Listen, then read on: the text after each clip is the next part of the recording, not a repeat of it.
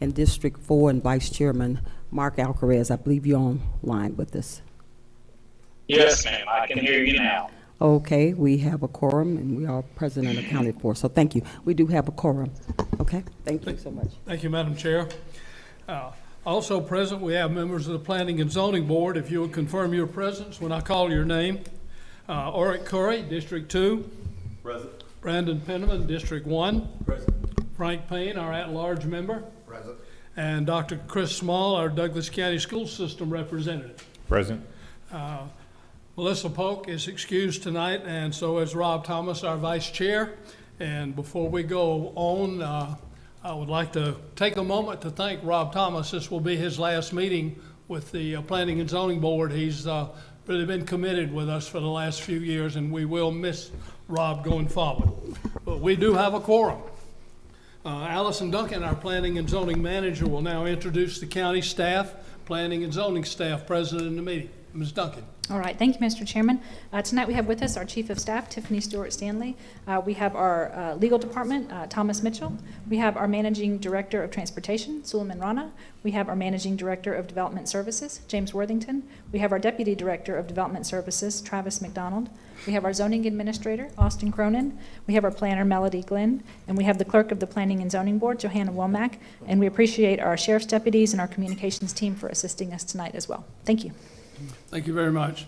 There is a reversionary clause that applies to each rezoning, and that is the applicant, the agent, or the property owner has 24 months to vest the zoning change after the Board of Commissioners have granted an approval. As far as tonight's procedure goes, I will conduct the public hearings. Planning and zoning staff will introduce each item, followed by a presentation on that item. The applicant or applicant's representative and members of the public in favor may present their information. They will have 2 minutes per person for a total allocated time of 15 minutes to speak on behalf of an application. Members of the public in opposition will also be able to present their information. They too will have 2 minutes per person for a total allocated time of 15 minutes. After the opposition completes their input or the time has elapsed, the public hearing will be officially closed. At that point, the staff will clarify any points of the cases. If the staff is unable to satisfy the board's questions, the board will then ask for points of clarification. Planning and Zoning Board will then entertain a motion. First agenda item tonight, Ms. Duncan, let's move forward. All right, thank you, Mr. Chairman. We are doing things a little bit differently tonight. So this special called meeting is to focus specifically on text amendments. There are some substantive policy changes that we've been working on for several months, and we appreciate everybody coming together tonight to go through those. We're going to start with our presentations up front. So this will be a little bit like a work session where you have the opportunity to ask us questions and answer specifically about what we're proposing. And then once we get through all of our presentations and answer all of your questions, we will then roll into the public hearings. So we have a variety of text amendments. You can see those outlined there on your screen to the Unified Development Code. These are all listed on your agenda and they have been advertised. We have 2 comprehensive plan amendments to support the text amendments should the board decide to move in that direction. And finally, we have a zoning map amendment. Again, all of this information is in the packet that was presented to you and is available to the public on the website. So we're going to present tonight, and then we'll take each of the amendments one by one and have the public hearing at that time. Does that make sense? Any questions about that? Because what we're going to do is jump right into kind of the first area that we wanted to share with you tonight. So these are revisions to the zoning in the area of Cedar Mountain overlay, the Central West Workplace Campus overlay, and the estate density overlay. And I'm going to just run for you I'm just going to run through a few slides to tell you, kind of what we've been looking at and what we've been working on in this area. So this is primarily concentrated in the northwest corner of Douglas County. What you see there before you on the map in the light blue, that was our workplace campus. That was a placeholder for an area that we thought made sense for economic development expansion. One of the things that we had put in the comprehensive plan is that we wanted to see that come in under a master plan development. Adjacent to that, that dark purple color on the map, that's our character area for the community of Winston. As many of you know, Winston at one time had a sense of identity, a post office, kind of a little downtown organized there on the railroad. I don't know that it was ever an incorporated place, but it still is very much a place that people know and understand and feel a sense of attachment to. So we carved out an area that we wanted to say, let's do a little more planning around this community center for Winston. And then finally, the green boundary there, that's our rural reserve. So these are kind of areas of unincorporated Douglas County outside of any of the cities or outside of any of the areas that have that community identity like Winston. And we're going to be focusing on several zoning changes that would broadly apply to this area. So the key driver of this is that sewer is being constructed to serve 2 new data center projects in this area. Most of the area is zoned for residential development at this time. And as I said previously, the master plan development zoning did not precede the construction of the sewer line. So projects that are proposed to develop under the base zoning may introduce higher density development, and we're concerned that they may erode the vision that we have, for this area as developing as kind of three distinct areas, right? So that unincorporated rural area, focusing on that town center area of Winston, and then finally the workplace campus that we had identified. So we've also been made aware of environmentally sensitive areas in proximity to Cedar Mountain, and we're going to tell you a little bit about that tonight. And then the comprehensive plan did contemplate previously that environmentally sensitive areas would have been identified as an overall master plan in this area. The staff's concern is we've gotten a little out ahead of that, with the expansion of the sewer into this area without fully having the vision in place. And so what we're doing tonight is proposing a series of overlays. I want to make it clear that this buys us time, right? This is not the end of what I think needs to probably happen in this area to bring the vision to fruition, but we have the opportunity to buy some time around several of these areas, and so that's what we would like to share with you right now. The first thing we're going to talk about is the Cedar Mountain overlay. This is roughly bounded by Cedar Mountain Road on the north, Man Road on the west, South Flat Rock Road in the east, and then the south is the utility line, and that's kind of what I have overlaid there in the hashed area in front of you. We also have received some feedback that we may need to adjust our boundary a little bit north of Cedar Mountain Road. This came in after the packet was published, but I wanted to kind of put this information in front of you because I think some folks who are here to speak in regard to this may reference some of this information. Cedar Mountain has been an area going back to at least 1968 in our long-range planning maps. So we had identified it in the comprehensive plan in 68, and then there was a fair amount of documentation done in 1978 in terms of being a natural area in Douglas County by the Department of Natural Resources.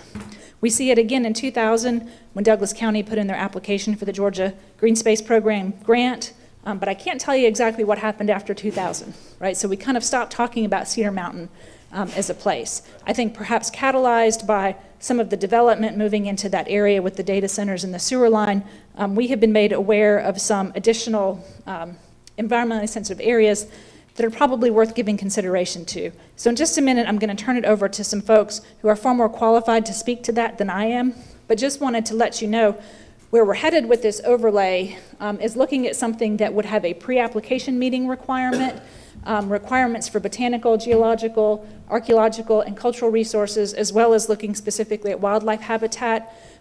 We would ask that this is done by a credentialed individual using publicly available resources, and then they would have to return a report of whether there would be a low or high probability of impact from any new development in the area. So again, keep in mind that boundary that I'm talking about, that's just the area that we're talking about here. There is an administrative approval that is contemplated under this text amendment for anything that is found to have no negative finding or no negative impact. However, if it was returned that there was a potential impact to the area, we would then have to send that on to the Board of Commissioners for a special use permit to be approved. I'm going to pause right there and ask any questions about anything that I have put forward so far before I turn it over to our guests to share some more detailed information. No, nothing so far? All right, then I'm going to ask Austin to assist me in... Madam Chair, I would like to ask a question. Okay. Commissioner Alcaraz. So, in regards to a lot of this information is from before me, I mean, there's a lot of sensitive information in regards to like DNR and special exotic plants in regards to that area that we really need to take into consideration. And also, with our workplace campus, I mean, because that was not known to us before then. But now it's been brought to our attention, and so I would like for us to, make sure that we look at this. I mean, because this is on the Georgia DNR consideration in regards to like a reserve or a natural area. So I would like for us to just make sure we take this in consideration going forward, because we did not know this, and it was brought for us, and then now my predecessor did not know this, but it was brought for me. So I'd like to make sure that we look at this going forward and reevaluate that area in regards to the workplace campus. All right. So if it's okay with you, Madam Chair, I'll turn it over to our stakeholders. Thank you, Commissioner Vice Chair Alcaraz, for sharing that with us. We have largely been doing this work, based on the information that was presented, like I said, in light of the approvals of some of the developments for the workplace campus. And I'm going to bring up their slides here, and I'm going to introduce, is this Lee? I'm going to introduce Lee. I'm going to introduce DeWitt Roper, who is going to speak initially to the information in this area. So as you come up, if you please just state your name and address for the record, and then share whatever you have to share. Sure, thank you. DeWitt Roper, 6826 Cedar Mountain Road, Douglasville. Thank For you, Mr. years, I've Roper. tried to get elected representatives from Douglas County to help save the jewel of Douglas County, Cedar Mountain, but with no results or any interest at all. Cedar Mountain is not only rare, special, and unique to the county and the state, but the entire U.S. There's no other place like it in the United States. In the entire world. Is that right? It's unique to the entire world. But last year I was introduced to Allison Duncan and her exceptional staff, Austin and Melody. Along with myself, Allison and her staff, 2 very professional botanists and 2 professors of ecology, we started having regular meetings to see how we could try to save this special place. Tom Patrick was called Georgia's botanist. He worked for the DNR. He called Cedar Mountain a botanical treasure that should be preserved at all cost. Tonight's meeting is a culmination of all our efforts so far. I hope after our presentation of facts, empirical evidence, and DNR reports, everyone here will appreciate and see Cedar Mountain as we do. It's a botanical, ecological, and irreplaceable treasure. The DNR in Douglas County have known about Cedar Mountain for decades, going back to the 60s. If you will turn to page 2 of the handout that I think I gave everyone. Yeah, I didn't have enough for y'all. The commissioners do, but we'll make sure we get y'all some. You see, this is Douglas County's comprehensive plan prepared by Douglas County in 1968. They actually knew about Cedar Mountain through the DNR in 1968. You can see it's a major drainage divide. Most every creek north goes into Gothers Creek, Sweetwater Creek Basin, and then into the East Point Reservoir. I'm sorry. Can y'all hear me? Yes, we can now. Okay. What page are you on? Page 2. Okay. Yeah. You'll see it's a 1968 report from the DNR.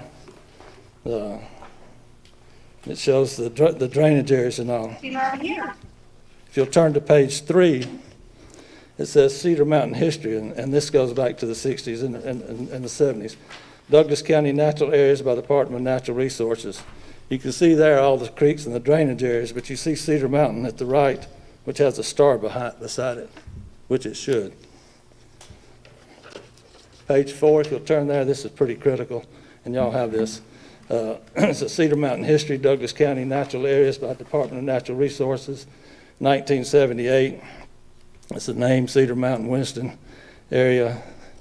And this is what's critical and what should have been known, because Allison found all this for us.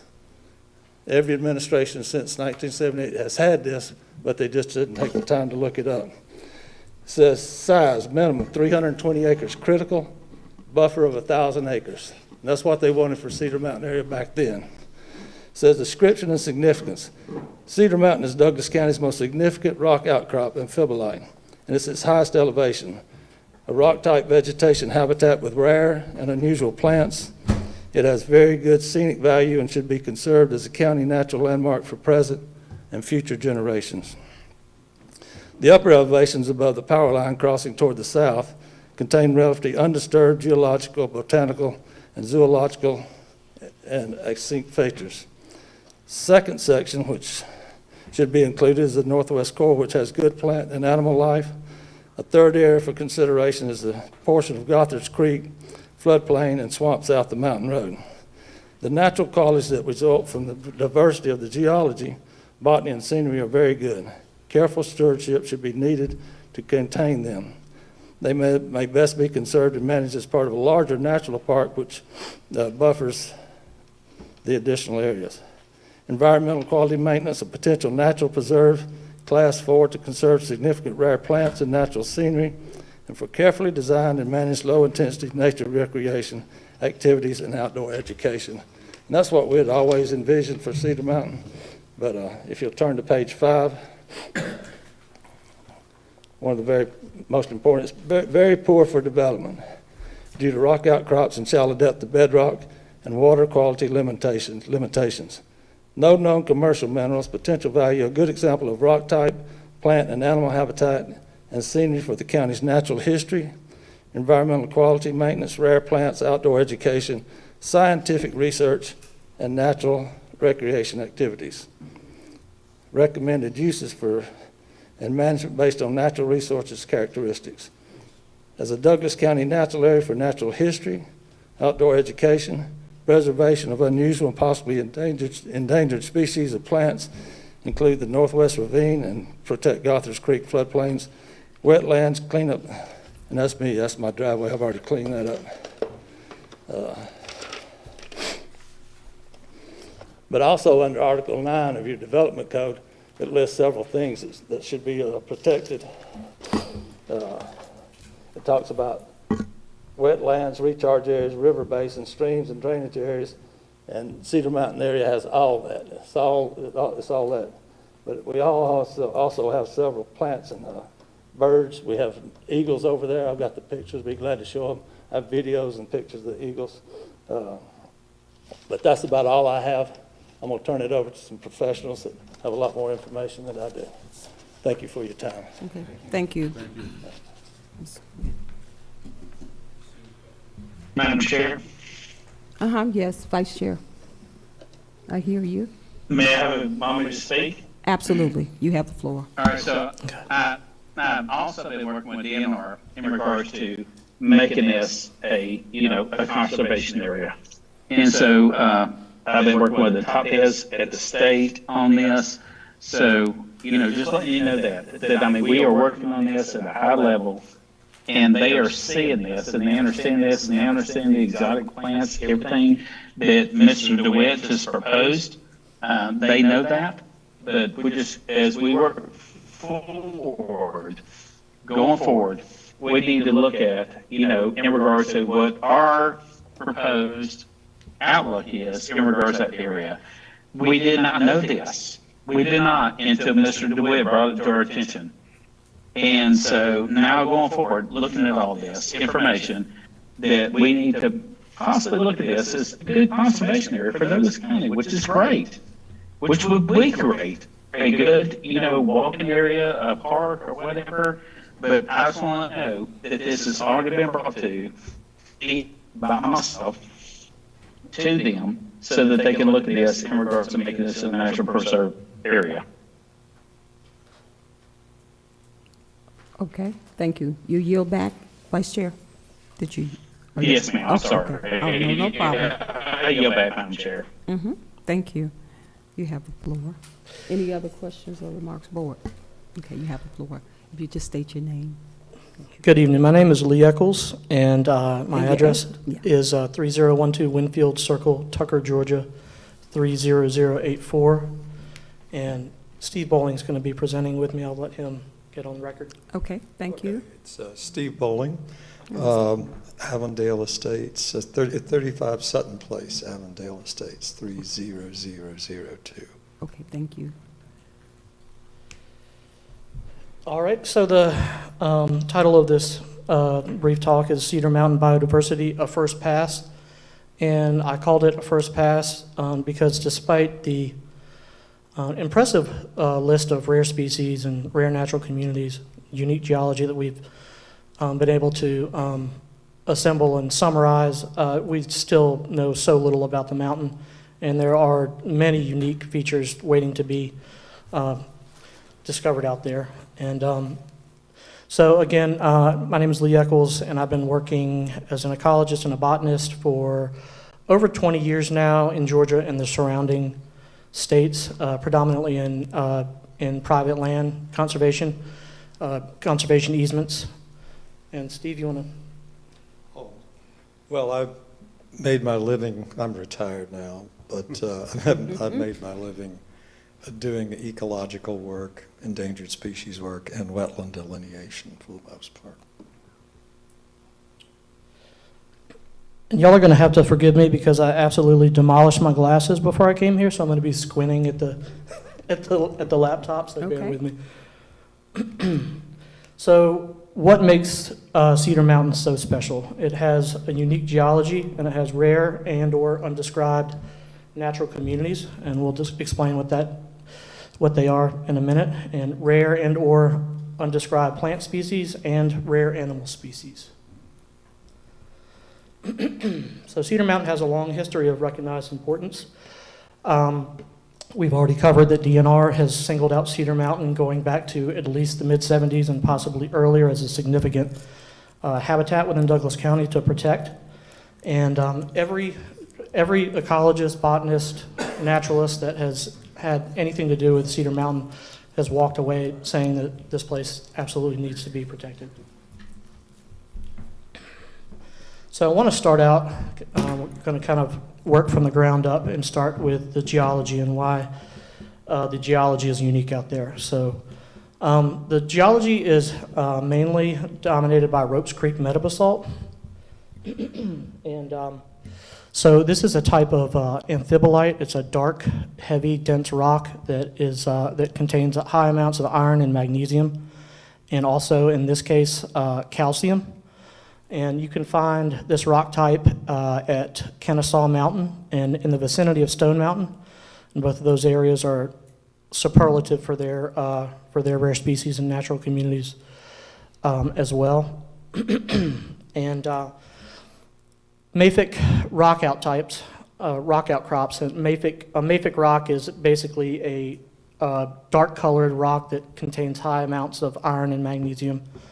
And in Georgia, typically calcium, are highly correlated with the occurrence of rare plant species because of the preponderance of calcium-loving rare plant species. It's a limiting factor for many rare plant species. So when you have a lot of calcium, you get these rare goodies that we as botanists love to find.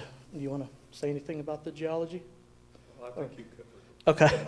All right. And working with Steve, who's my botanical sensei, he's conducted a thorough list of all rare species that the state of Georgia tracks, and a large proportion of them are in fact associated with this mafic rock type, or mafic rock in general, amphibolite. Here we just have a close-up of garnets, you know, the semi-precious stone that most of y'all are probably familiar with that are embedded within this dark rock outcrop. When you start getting out there and looking at the rock, it's pretty fascinating, just from a purely geologic perspective. And here we have light-colored striations of feldspar within the darker matrix that creates these really interesting patterns.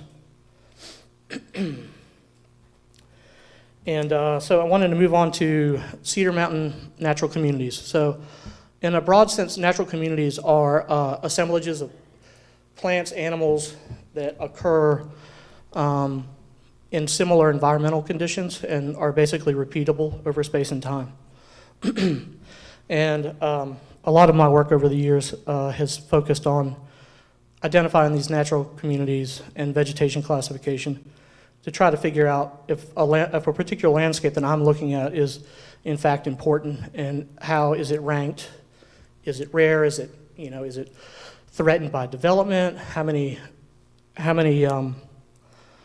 how many of them are out there. And so the main forest type, the matrix forest type surrounding the rock outcrops that we're going to talk about is known as Piedmont dry mafic oak hickory forest. And it is considered G2, which means it's globally imperiled. And it's rare and subject to threats such as habitat conversion, development. And the forest that occurs out there is superlative because of its age, its undisturbed nature. It has a very low incidence of invasive species. It's in really good shape, and that's just the surrounding forest. And so the rock outcrops, which are really the crown jewel, we believe are an undescribed, new to science ecological association that's not known anywhere else in the world. I can't do many out. Still, hey, I'm gonna need to break that model out. I'm sorry. Vice Chair, turn your mic off. Okay. Put it on mute, please. No, ma'am. And there are similarities to other mafic outcrops with Steve's research. Thank you. With Steve's research, he determined that the closest analog to what we have at Cedar Mountain is found hundreds of miles north in Virginia, and only 11 acres of it is known up there. But it's a different geology type. It's significantly different from what we have down here. So we believe strongly that this is a new to science ecological association that's highly significant. You want to add anything? Okay.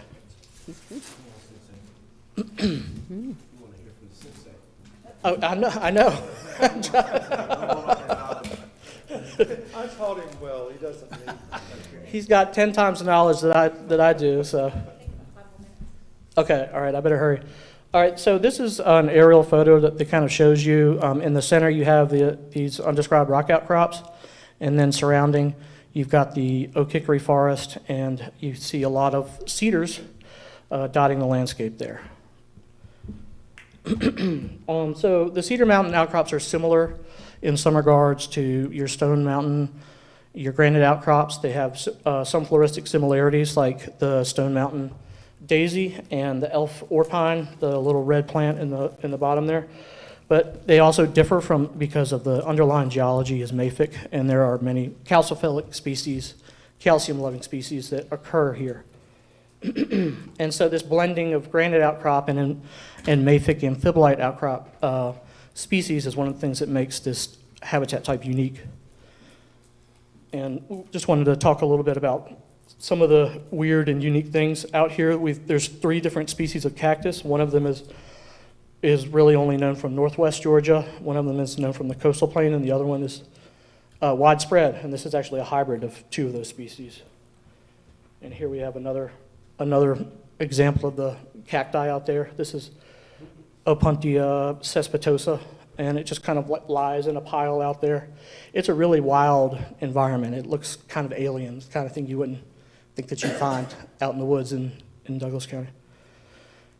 And here we have 2 examples of the rock outcrops that this is something that we haven't even scratched the surface on. The lichen and moss communities out there are fantastic. We just have no idea what's there, and they're also in excellent shape because there has been no foot traffic. These places haven't been loved to death like some of the other rock outcrop parks in the greater Atlanta metro area. And so we have found and/or collected data, and we believe that there are at least 5 different rare plant species out there. And this number is, again, it's a first pass. There's every time someone trained goes out there, they find something new and significant, pretty much. There's a lot more work to be done on the mountain. And so, Steve, I'm going to insist that you take over on this.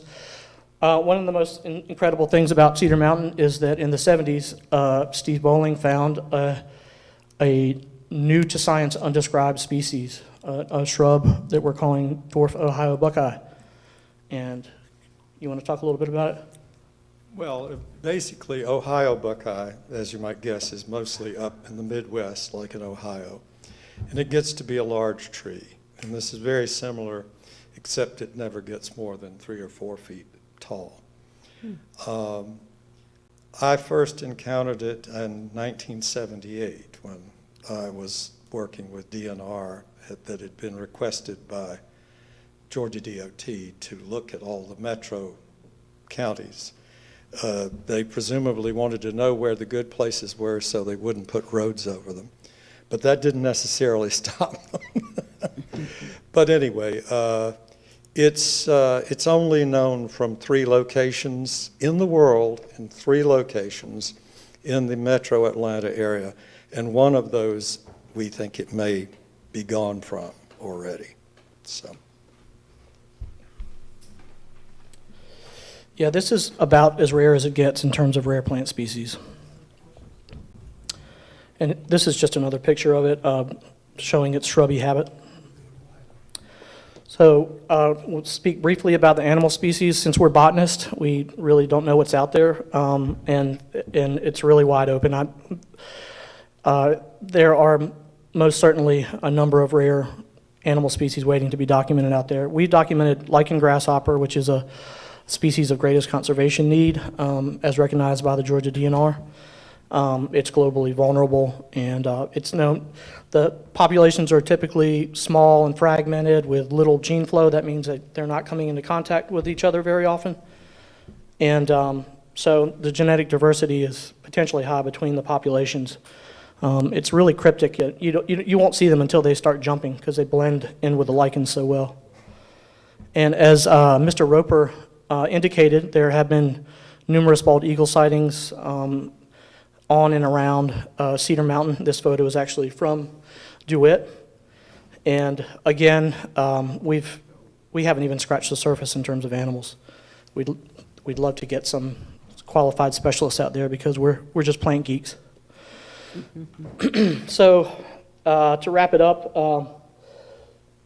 as you all probably know, Metro Atlanta is slated to increase its population by approximately 30% by 2050. We're going to adding close to 3 million people, and the requisite infrastructure that's going to be required to make that happen is staggering. Our natural landscapes are going to be changing dramatically in the next few decades, and they already are right now. And we believe that right now is an outstanding opportunity to think about protecting the amazing mosaic of rare plants, rare natural communities, and rare animals that occur at Cedar Mountain. And you want to add anything? Well, I would just simply say the obvious, which is that you may think of preserving natural areas as taking it out of productivity, but it's an amenity that actually makes all of the communities and the land around it more valuable. So any questions right now for any of our subject matter experts in this area? I think some of our board has questions. Okay. You go first and then Okay, I'll- go ahead, Planning and Zoning Board, and then we'll switch it over to Commissioners. Okay, this is Brandon Penniman.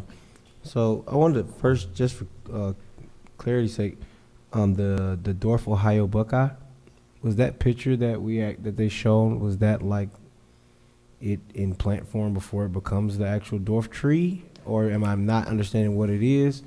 Just want more information on it. It never becomes a tree. The tallest it ever gets is 3 or 4 feet. Is that what we're looking at right there? That's not Yes. That is it. Yes. Yeah, here's the shrub that's fully grown. Okay. Steve, how many different types of buckeyes are out there? There are three different species of buckeyes. Buckeyes have a habit of freely hybridizing with each other. So you have many different hybrids of the 3, and then you have each of them individually, but this one, as I said, is only known from 3 locations in the world, and one of those locations it may already have been removed from. Got it. Then my last question is, I heard you keep mentioning something called rock outcrops. Is that where plants are growing out of the rocks, or can you just describe what the rock outcrops are again, so for clarity, in the most layman terms that you can say it? Well, it really just simply means rock, bare rock, any bare rock, rock that does not have an overlay of soil. Well, I mean, it has thin layers, but it's mostly rock. And is I know you said it's not much footsteps, which is what makes it rare, but how would the people of Douglasville or Douglas County know about this? Or be able to enjoy it, or? Well, there are ways of, like at Panola Mountain, which is a state park. There are ways of, you limit, you put trails. In order to get the public in, yes, you have to make some compromises, but you manage, where people go and at what times, and whether or not they're guided. But there's no reason you couldn't put a trail the length of the mountain for the public to use. Panola serves as a really good example of the successful use of boardwalks, where you can enjoy these really sensitive natural communities from a distance. And the reason Cedar Mountain is as preserved as it is because I've tried to make sure nobody knew about Cedar Mountain. We didn't want them over there walking. We didn't want them over there walking around it and all that. My driveway leads up to the top of Cedar Mountain. You did a good job. But also when they put the old landfill in, if you look in the presentation they give you, they talked about taking the old landfill and turning it into a passive recreation. Not what they're doing over there now, but it's supposed to be passive recreation. That's the way they pitched it to us. Once they closed the landfill, it was going to open up to walking trails and riding trails. And that would be incorporated into what we're trying to do now. They still have that space over there, so it would make this space bigger. But DNR requested a 320-acre critical area with a 1,000-acre buffer around it. And we're running out of any way to keep that anywhere near what they talked about in the 70s. Okay, so is that a requirement? The DNR talking about that requirement? Sorry. Let me just jump in here. Sorry, gentlemen. okay. Excuse me. So if we can kind of maybe keep this part of the Q&A focused on just the sort of subject matter expert kind of stuff, anything that would require me to say Ropes Creek metabasalt, which I'm not very good at, right? But then beyond that, we can talk specifically about how the overlay is going to work when they're done with sort of their presentations about the technical aspect. Does that work? Because I think I can give a more fulsome answer to some of your questions. But if pleases the board at this point, I would say if there's any other questions for our subject matter experts about botany and ecology and that kind of stuff, let's maybe kind of get through that. That's good. I'll yield. Thank you. Any other questions, planning and zoning? Hearing none, Madam Chair. Okay, we have any questions, board? Okay, no Yes, questions? Madam Chair. Thank you. Okay, you're welcome. Thank you. Yes, Thank Madam you very much. Yes, Madam Chair. Okay. Oh, I'm sorry. Vice Chair, you have the floor. I'm sorry. Yes, ma'am. So, I recently, declined a group that was wanting to come there and wanted to do a rock quarry for that whole area. And so, anyway, we are working at our best to make sure that this is done in regards to what the citizens want, or my constituents want, in regards to making that a natural reserve area. So we are working hard, but please understand, every developer is coming to District 4 and asks for every bit of property that we have. And so I'm sorry, I was just taken back a little bit in regards to some of the comments, but either way, we are still, and I am still working for and denying people who are wanting to make a rock quarry out of District 4, right across from in Cedar Mountain, right across from Cedar Mountain Park, wanting to buy our property for $2 million. So we are working hard. So I just want the citizens to know that we are still working hard for them to make sure that that is maintained at what they are asking for. I know they don't know a lot of this, but I want to put this out there. So I'm sorry, Madam Chair, but it just kind of got to me. But anyway, I just want to make sure that was known. And I yield back. Okay, thank you so much, Vice Chair. I just have one question. You said there are 3 places in the world that have that particular plan. I believe it was the Buckeye. Yes. It seems like 2 places here in Georgia. Where's the other place if that's? Oh, all 3 of them are in the metro So all of Atlanta them, area. So, With okay. one in Gwinnett, one in Cobb, and one in Douglas County. Okay, okay, all right. Thank you. Thank you. Thank you. All right, so I'm going to pick it up where I left off, if you will indulge me. Sorry, in just a moment. I appreciate our subject matter experts coming tonight and sharing some of the background that they have been sharing with us, because again, this is not where our team has a lot of depth in terms of understanding the specific ecological conditions. And so we are proposing an overlay for Cedar Mountain, but I want to share with you how it works with a couple of other areas in this northwest corner.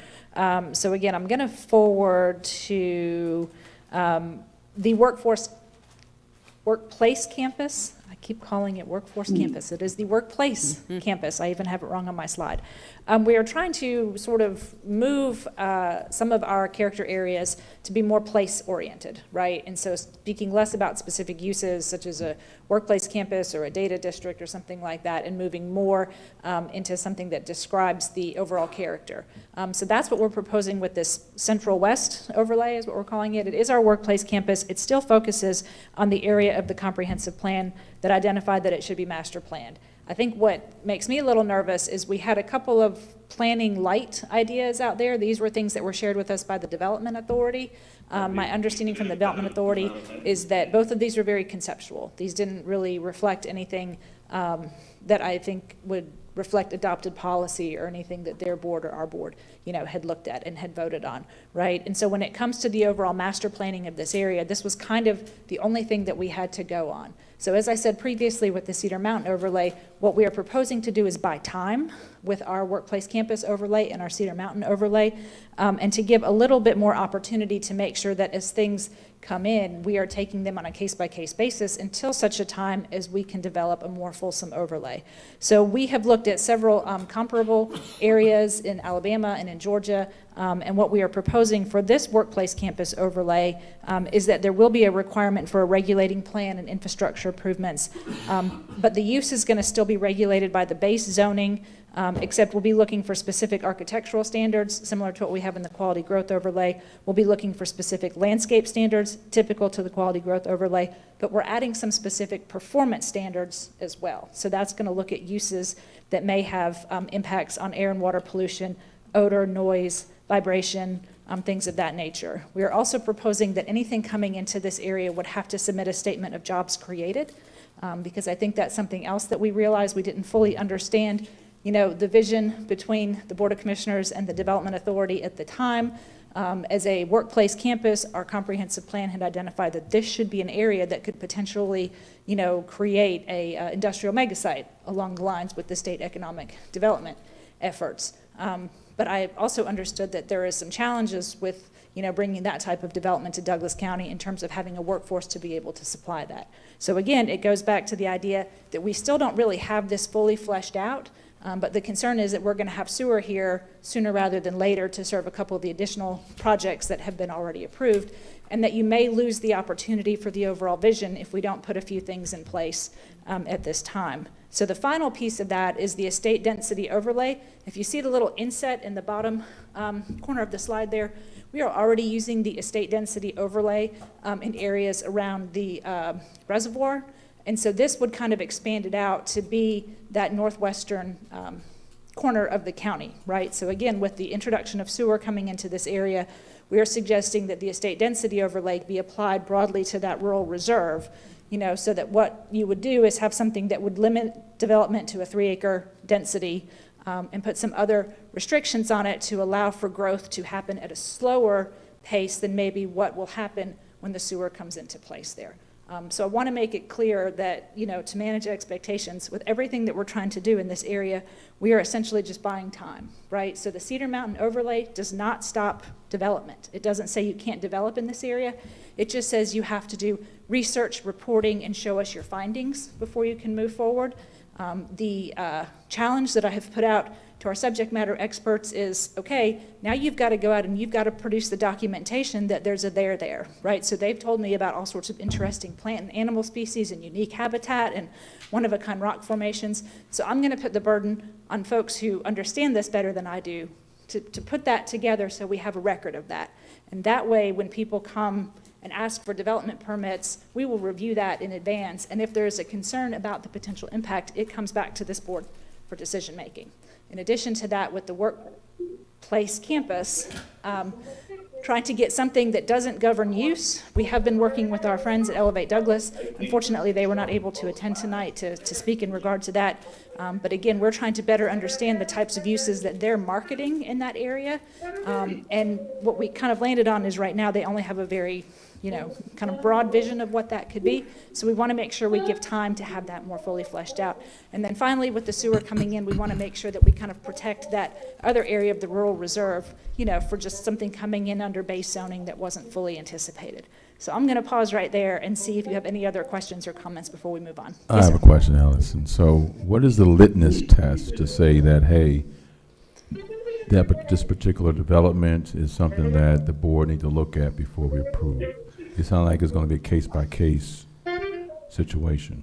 So it will be case-by-case situation, right? So anything that's coming in that Cedar Mountain overlay that's asking for a rezoning or as a major subdivision would have to go and do the review and reporting. That report goes to the director, and the director has the ability to require it to come to the Board of Commissioners for a special use permit if there is a potential negative impact. Director as in you, or? Oh, the director is James Worthington. Worthington, okay. He would make the determination? Correct. He would review the report. And again, as Director Worthington has done many times, you've seen us use this before, he is very knowledgeable, but it is not because we think he can know everything that he needs to know in this space, but it really just identifies a person, right? So when that person makes the decision, it either is approved administratively or it goes to the Board of Commissioners. So that's why we set it up to have one person, who has the ability to make the say. Typically in situations like this, whether it's a impact for line of sight or it's an architectural requirement or something like that, he can bring in people from other departments, and then outside of Douglas County to weigh in. This is what in fact happened with the stream application.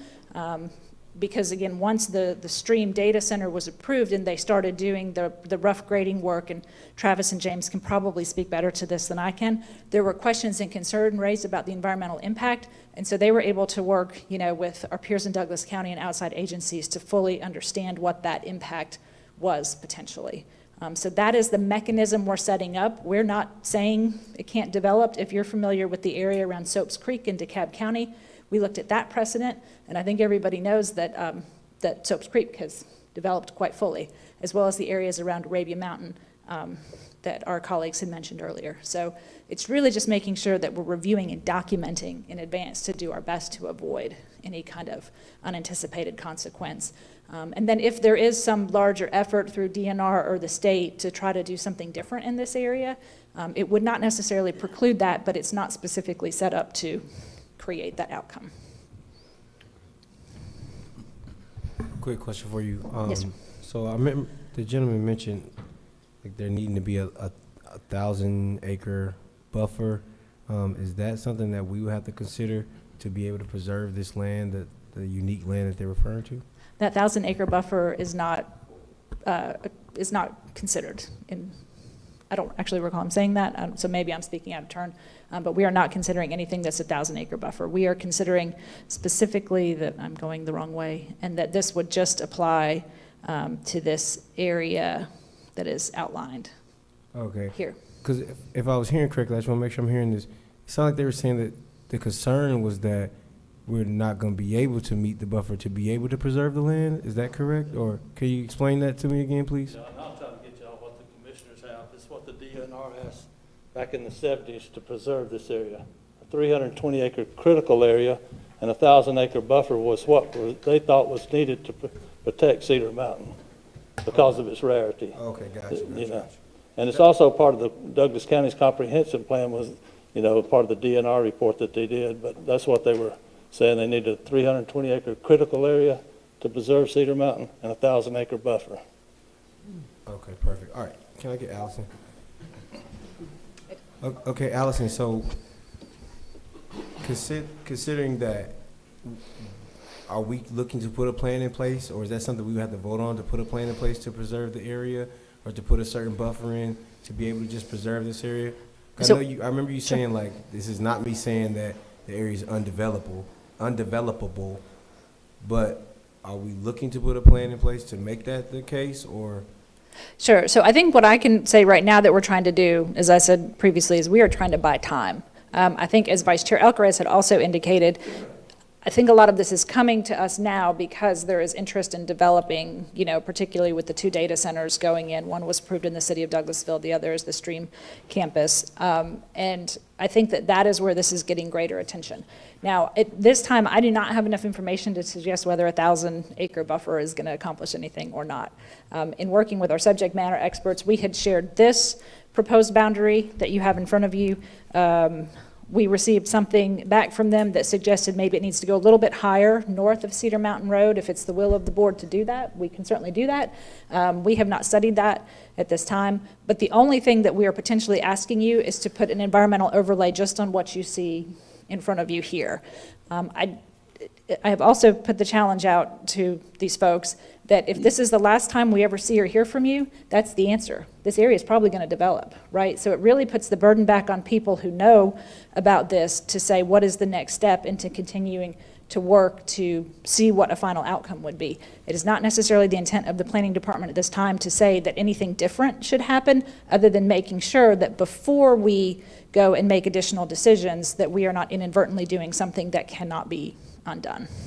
And again, I cannot explain why this sort of falls off the radar around 2000, but that's where we had sort of started this presentation, is to say that we were able to find in the planning documents up until about 2000, this area around Cedar Mountain has been studied previously, and there is, you know, something that's worth considering. Now, whether that, you know, continues to be the case or stands the test of time, I cannot speak to it. I'm just putting forward an idea to say, let's not maybe ruin it until we know if there's something there that could be irrevocably ruined.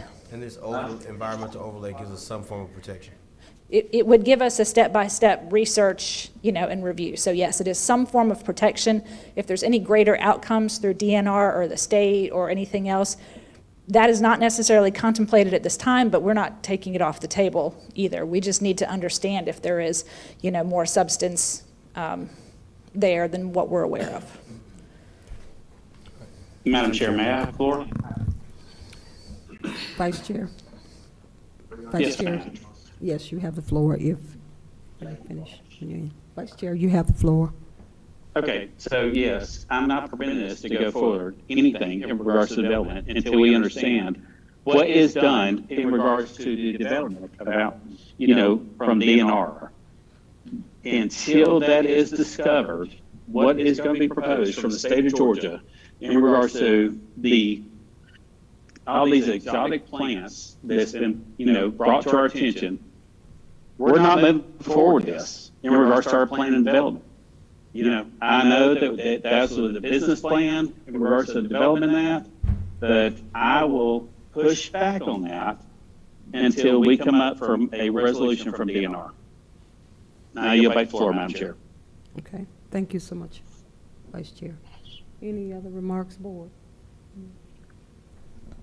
Commissioner Kenner Jones, you have the floor. Me and your name. I'm struggling, I know. I'm like, what is why I call everybody? Commissioner Kenner Jones, you have the floor. Just a very brief comment first. Mr. Roper, thank you for bringing this to our attention. You said that we would be blown away if we heard from the botanist and the ecologist, and you were not wrong. I'm very impressed, but I just want to say to the gentleman's comment about preservation, when you are looking at land usage, what we are required to do is consider what is the best and highest use for each property when you're making a decision about it. And sometimes the best and highest use is preservation. It's maintaining the natural beauty. And so I just appreciate you for making that comment and giving us something to consider, because Douglas County deserves to have a beautifully preserved space that you can't find anywhere else in Georgia and that you can't find anywhere else in the U.S. So I appreciate the presentation. Very well done. Thank you. All right, any other remarks? Commissioner Raxton, I got you right. All right, appreciate it. What's your name? So a quick question, I guess, for Allison. In regards to the overlay, is there any time requirements or restrictions that we need to consider? I'm just asking the question. I don't think there is. I just want to confirm. So again, part of the reason we asked for this special called meeting to put this in front of you is because if you put this on the books, it's on the books. It Okay, doesn't so- expire, it doesn't revert, like this is here from now until somebody else says, hey, we need to repeal this or we need to move in a different direction. Okay. So it does have a sizable impact to a significant portion of the county. And again, but I want to make sure that we're kind of taking it into consideration also with, this workplace campus. I think that there's some placemaking work that we look forward to speaking further with the board about, in terms of how we talk about ourselves, how we describe ourselves. We've had that conversation about, we don't always tell our story as well as we could, and so the planning department has really heard that, and we take that to heart. But then in addition to that, I'm going to jump back here and say, I think we need to really start working more closely with our colleagues at the Development Authority to make sure that we're all kind of moving together hand in glove about what the, future will be for economic development initiatives in the county. This was an idea that we created in 2023 with our comprehensive plan amendment. Certain things have come to pass that didn't necessarily go in step and in sequence with where we think it should have happened from a planning perspective. So that kind of got our attention to say we probably need to do a little bit more in this area, but we want to make sure we're doing it in partnership with the stakeholders who have a say here. And then again, finally, using tools that we already have, like this estate density overlay, to make sure that we don't get too far ahead of ourselves and start introducing higher intensity development and lose the opportunity for the vision that we put out there. So everything we're doing tonight can be undone, but until such a time as it is, this is going to be, the impact to the land use in this area. All right, thank you. And again, I echo Commissioner Karen Jones' great presentation. Mr. DeWitt, thank you for meeting with us, bringing this to our, even further attention and closer attention to the board. Greatly appreciate that. Madam Chair, I yield the floor back to you. Thank you so Madam much. Chair, Okay. I would like the floor. You have the floor, Vice Chair. Okay, so that workplace campus, in regards to the economic development, they had a road running straight through Man Road, which would take a lot of citizens out of their homes. They wanted to build a bridge over there, these are lifelong citizens of my District 4, which would take them out of their homes to build a bridge and then go down through, Cedar Mountain Road, and then down to, Man Road, down to Cedar Mountain Road, and then now through a straight road through our new burned building for our fire department. That's not acceptable. We just paid millions for that new burned building. And then also, in regards to Cedar Mountain Park, that's not acceptable, running all that down through there and what they're wanting to build, especially in these new findings. So I appreciate Commissioner Kenneth Jones in regards to supporting me in this, but this does not make sense. We've got to look back on this new plan vision in regards to that area, which I don't support a workplace campus. There's no way. There's no way. It needs to be preserved for my citizens over there. And there's too much rock. It would have to be a lot of work. But I'm just going to put that out there, for my constituents and also for you, Madam Chair, and Commissioner Kenneth Jones. Thank you for saying that. But if you guys, I don't know if you did see the overlay, but it would put a road right through my citizens' homes and taking away their houses, and then put it right through our brand new $1 million burn building for the fire department. So I just wanted to put that out there so that everybody knows what they're looking at in regards to going forward. Right. Okay, thank you so much, Vice Chair. Did you have something to add? Yeah, I will just add, I think that Vice Chair Alcaraz is referring to that image sort of to my right there, on the screen, and it may be hard to see at this level of detail. Director Rana can correct me if I'm wrong, but I think this was just conceptual. I don't know that there is a specific plan for the road yet. But again, the question is, how do we open this area up, if we do open this area up for development, and what does that look like? And then again, the picture also on the left there, again, just conceptual, something that the Development Authority did. I have no idea if this has been presented to the Board of Commissioners or not, but just want to just underscore that that is where our concern from the Planning Department in asking you to give up, these few hours this evening to talk about this comes in, because there is a bit of a disconnect about where we're running infrastructure and where we're not running infrastructure. So all these overlays do is buy time, and may ultimately get revealed once we get further down the road with our planning. But I just wanted to share that. If there's any other questions? Madam Chair, may I? You have the floor, Vice Chair. Okay, so I've had 2 meetings with Hughes Ray Company and also the Development Authority. They were planning on running that road straight up through our new Brown building. They brought 2 plans, and I told them no. So just to let you know, this has been, it's been drawn out multiple times by the, L.A. Douglas, but either way, I told them no. I'll get back. Okay, thank you so much, Vice Chair. Certainly, it appears that this area, in my opinion, we would consider endangered species are there in terms of plants, and certainly I believe a buffer or something should be there to protect that particular area, similar to the Dog River Basin, something that we've certainly made sure nothing touched that area. I don't know what the boundaries would look like. I'm certainly not sure which direction, but I agree with Commissioner Kenner Jones. I got it right that time. And, certainly want to just see what we can do to preserve and protect. It sounds like we have an opportunity to seize the moment on, number one, in the world, when I hear the word world, global, that we have a plant or several plants here that are considered in a class all by themselves. Would love to see what we can do to protect that area. Similar to, do you have anything that you could certainly consider similar to the Dog River Basin? It may not be as elaborate, but is it something, planning and zoning manager, that we could consider? Certainly. So again, the estate density overlay does mirror the density in the Dog River Basin, and that we are proposing would apply to the whole area of the workplace campus, as well as that whole rural reserve area up there. So if you see that kind of hashed outline of the northwest corner, it doesn't impact any of the cities, and it doesn't impact that area that we've carved out for Winston, right? So kind of trying to do a little bit more placemaking in what I would call downtown Winston, or the town center that is Winston. It doesn't necessarily cover that area, but it does kind of include the area around it. Again, to just sort of buy us time. The area where we already have this is around the Bear Creek Reservoir, so not Dog River, because that's protected by policy for the water quality and quantity. Bear Creek still acts as a backup.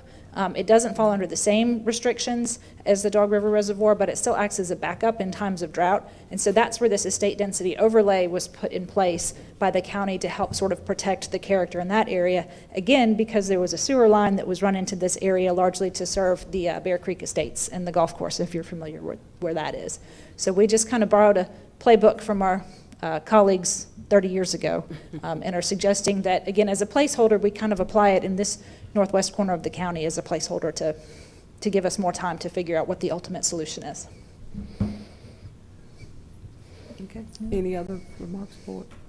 The ultimate solution may be, if it's not broke, don't fix it right now. That's the only thing I can think of at this time. And certainly I'm just speaking for myself, not for the Board. That area is considered very precious. And the mountain it's natural. It's part of life. I'm just not sure if you can, if there's an opportunity to just kind of move away from it. Any thoughts, Allison? Well, so again, I would admit that the area there is going to be hard to develop, and I would defer to my colleagues in engineering to speak further to this, but all of the granite and the rock and all of the topography change in that area, it will be challenging to develop. But what we've seen with the introduction of the data centers is you have an end user that has the resources, to develop it. So that's where I think that for many years, much of what I think has preserved this area has been the lack of infrastructure and the difficulty, for dealing with the large granite outcrops in that area. But that is changing, and so I think it does raise the question about what is the future vision in that area, and puts a little bit more pressure on us to address that. So, Managing Director Worthington, could you come up and just help us out a little bit? I certainly would love to hear from you. is that a question for Jamie? Yes, and Travis, if you would come too, McDonald. Good evening. Good evening. So is there a specific question, or you just want me to weigh in? Commissioner Kenner Jones has the floor. She had a question If I'm for. understanding, Ms. Duncan, correctly, the purpose of trying to do the particular overlays on each one of these 3 character areas is to limit what can be done without someone having to actually bring a application and a proposal before the board that we would then be able to say yay or nay to.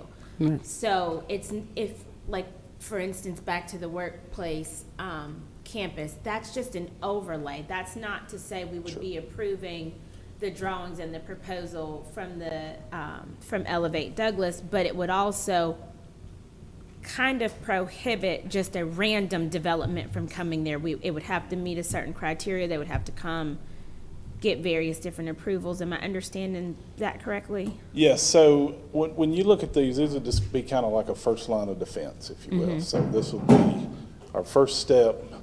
We can look things over. We can see, obviously we're trying to follow the will of the boards and to follow y'all's leadership.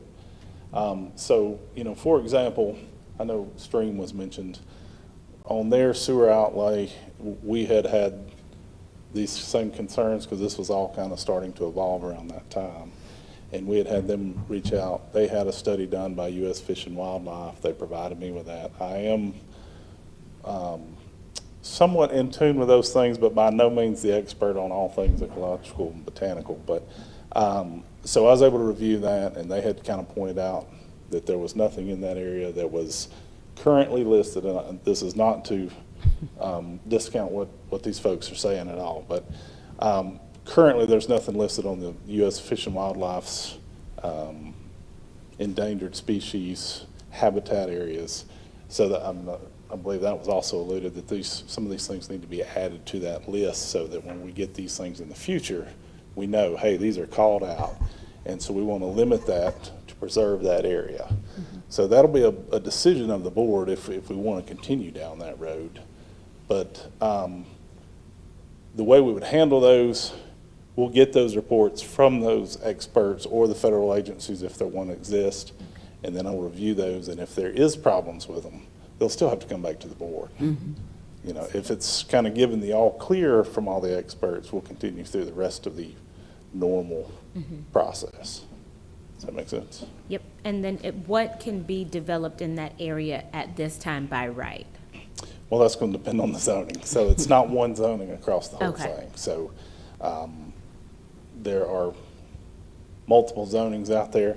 I don't know what all the bulk of it is. Mostly residential.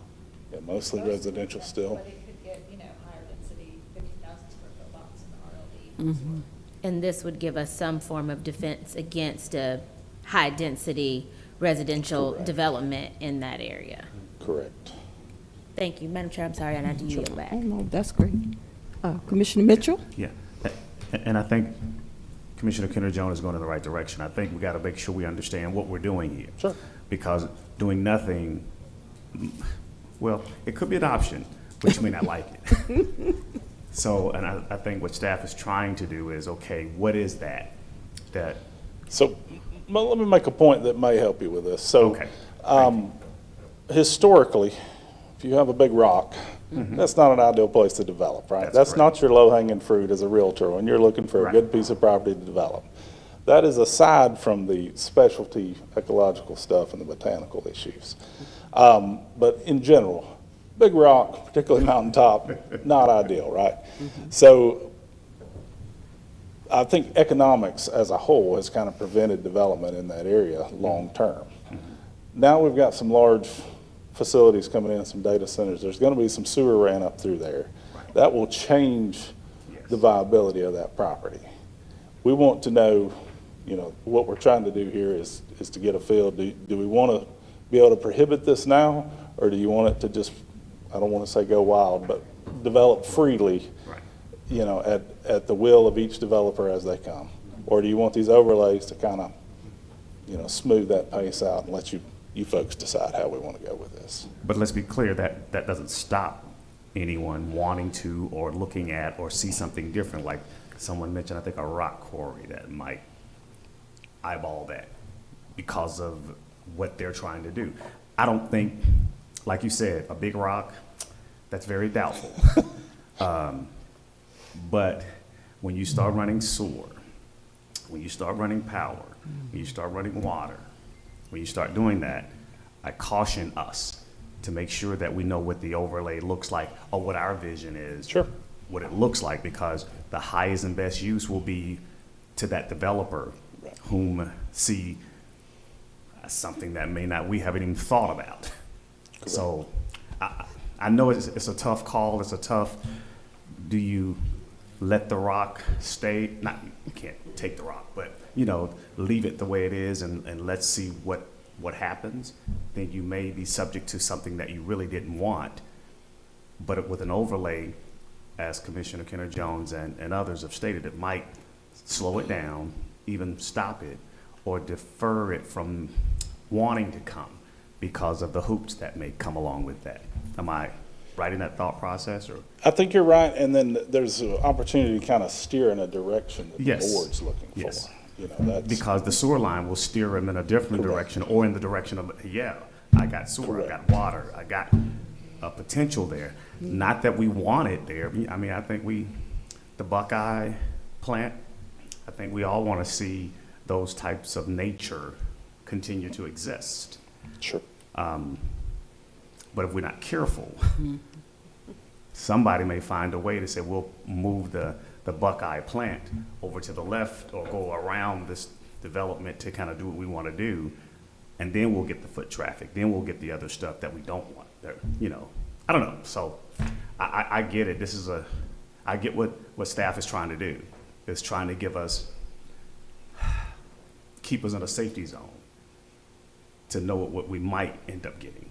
Can't guarantee it because you just don't know what a developer may, their vision is totally different than what our vision is. But if our vision is to slow it down, this might not be a bad idea. Not that I'm for this whole, for that, the workforce campus type. Workplace campus, yeah. But I know I'm not for something else. So. Right. Okay, it's kind of tough, man. This is interesting though. But Allison, I appreciate, and the experts.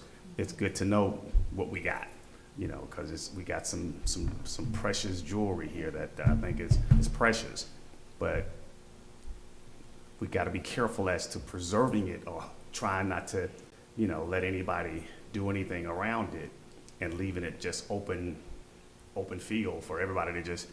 Well, let me try this. And Allison, I think they'll just keep you busy with try this, with try that. And, you know, so.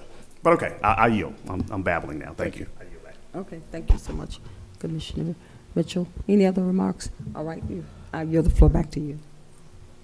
All right, so again, this is a little bit of a unique meeting. Bear with me. If you hate this format, let me know after the meeting. But we're going to totally switch gears, right? We're going to kind of get through all these presentations up front and give you the opportunity to ask your questions, right? Because we're going to totally talk about something different. We're going to jump over to the other side of the county and talk about West Fork and Thornton South. Again, this may be... mute your mics, please. Please mute your mic. Madam Chair, may I chime in just for 1 second? Yes, Sorry. absolutely. Okay. So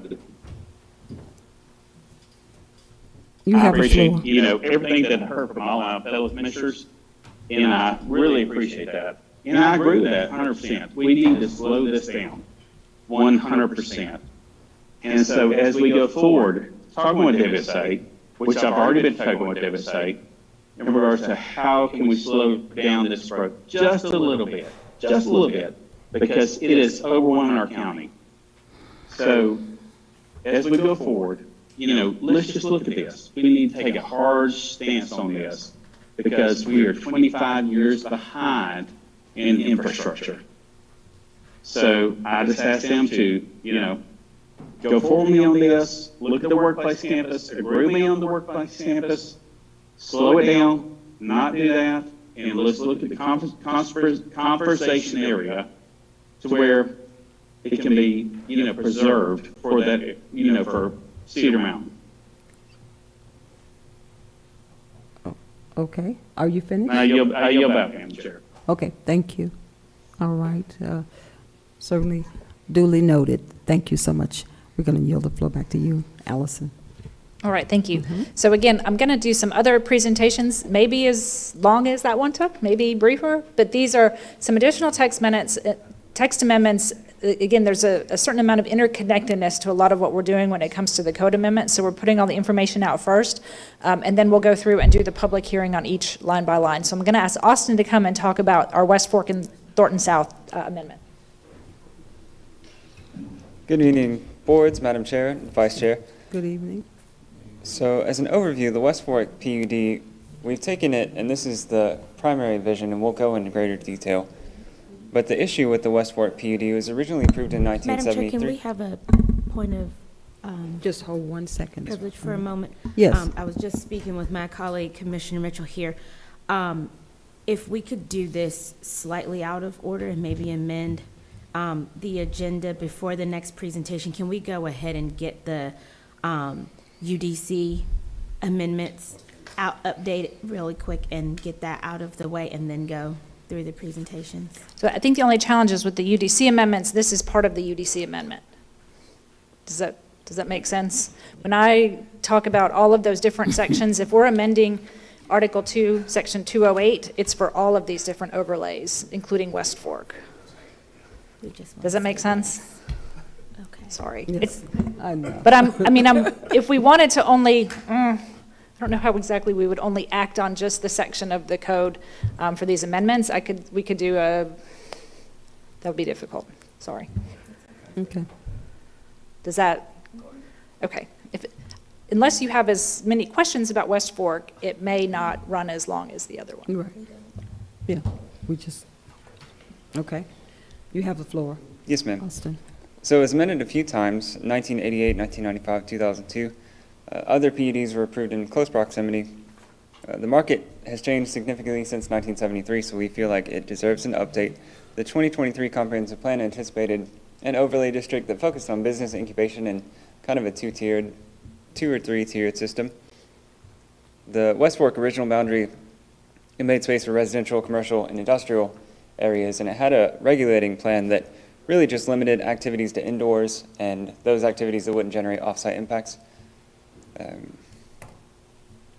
And so staff has taken that direction and the 2023 comprehensive plan and has put together these sub-areas that define the current areas based on current development and uses, so we took those into account. Clarifies what uses are appropriate and which areas to modernize administration of the PUD. That makes it more clear for developers as to what is permitted, what's not permitted. We also introduced redevelopment standards as well, and extends the PUD, or the overlay district, from Veterans Memorial Highway to I-20. And so we feel like this will allow for streamlined administration and opportunity for future development along clearer lines. It'll impact Article 2, Article 4, Article 15, and the zoning map as well. So that's why we ask you to take these in hand with the other amendments as well. But I'd be happy to answer any questions that you have. Okay, any questions, board? Very good. Any questions, planning and zoning? Madam Chair? Okay. No, we don't have any questions on our end. So one thing I would say is that now that we've gotten through the overlays, if you would like to address specifically those overlays, we can, I guess, would ask county attorney to weigh in on how we would need to amend the agenda, but if you would like to amend the agenda to do just specific text amendments that would apply to the overlays, we could just basically address Article 2, Section 208, Article 4, and then that would get those out of the way if that is what the board would like to do. Is that, and I don't know, Thomas, if you want to advise on the steps we would need to take to do that.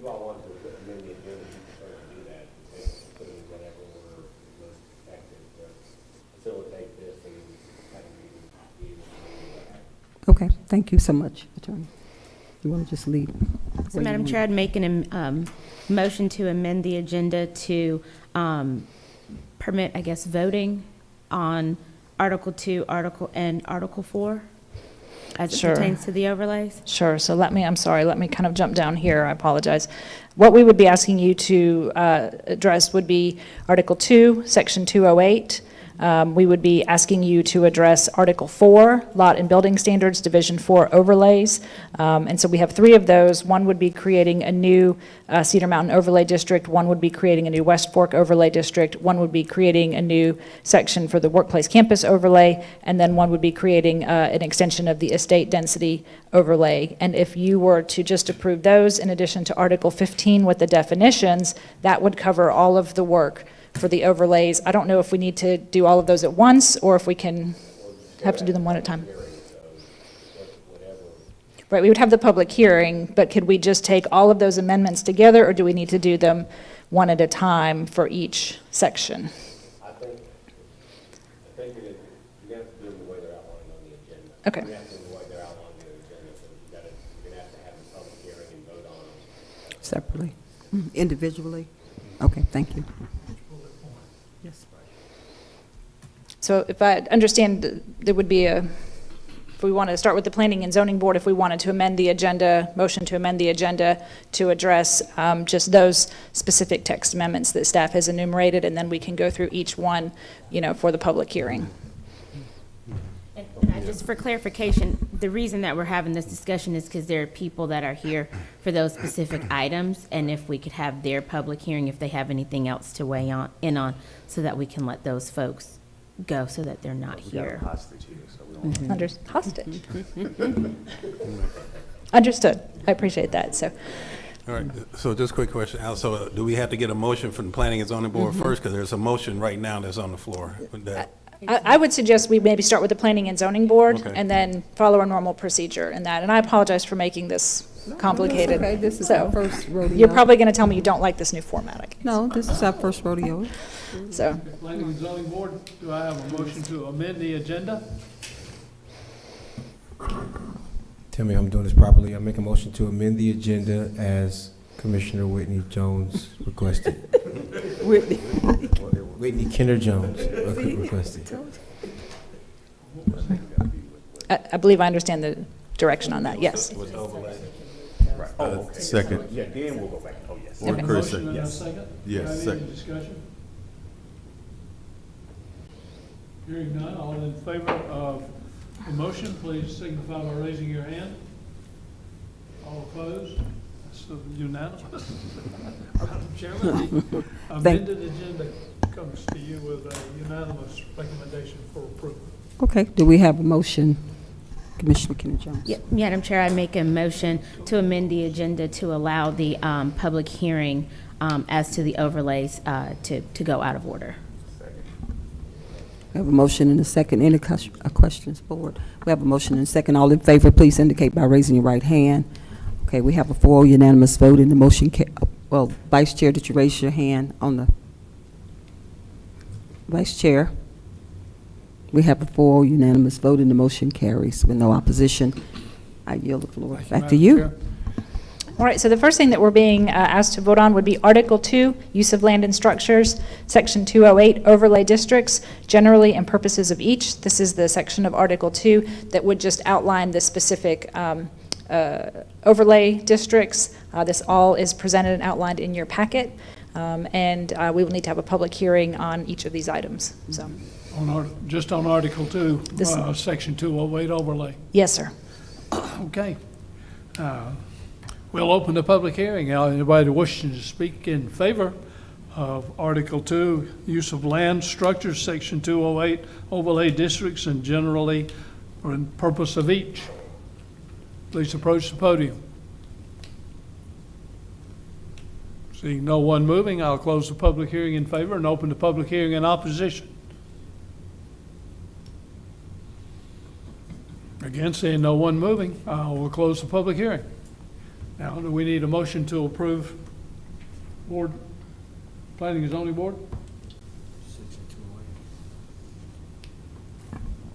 Need a motion to approve that Article 2? It's Brandon Penman. I make a motion to approve Article 2, Section 208, First item. the first item.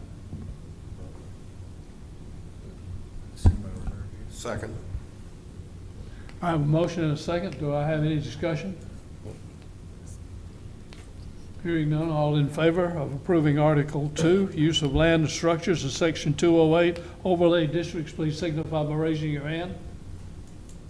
Thank you very much. That's unanimous. Madam Chairman, the Article 2, use of land and structures, comes to you with a unanimous recommendation for approval.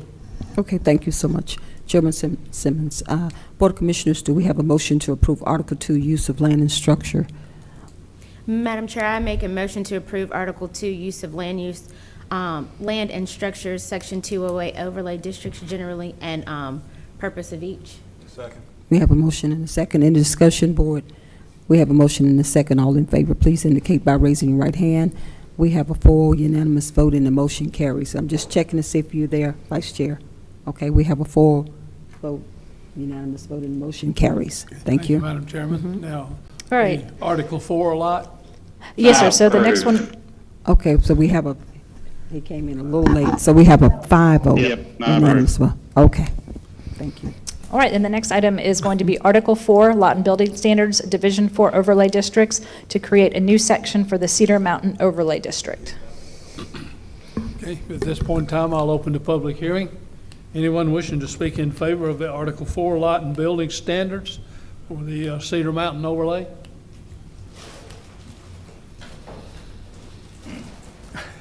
All right, sir. If you'll Name look and at the- address and in 2 minutes. Yeah. If you look at the handouts that I gave the commissioners, Douglas County Comprehensive Plan said for the Cedar Mountain area, it talks about how it's unfit for development. You've got the railroad tracks in Mount Onagahe, behind the mountain behind Onagahe, you got Cedar Mountain. They converge. It's the headwaters of Sweetwater Creek Basin, Gothard's Creek Basin.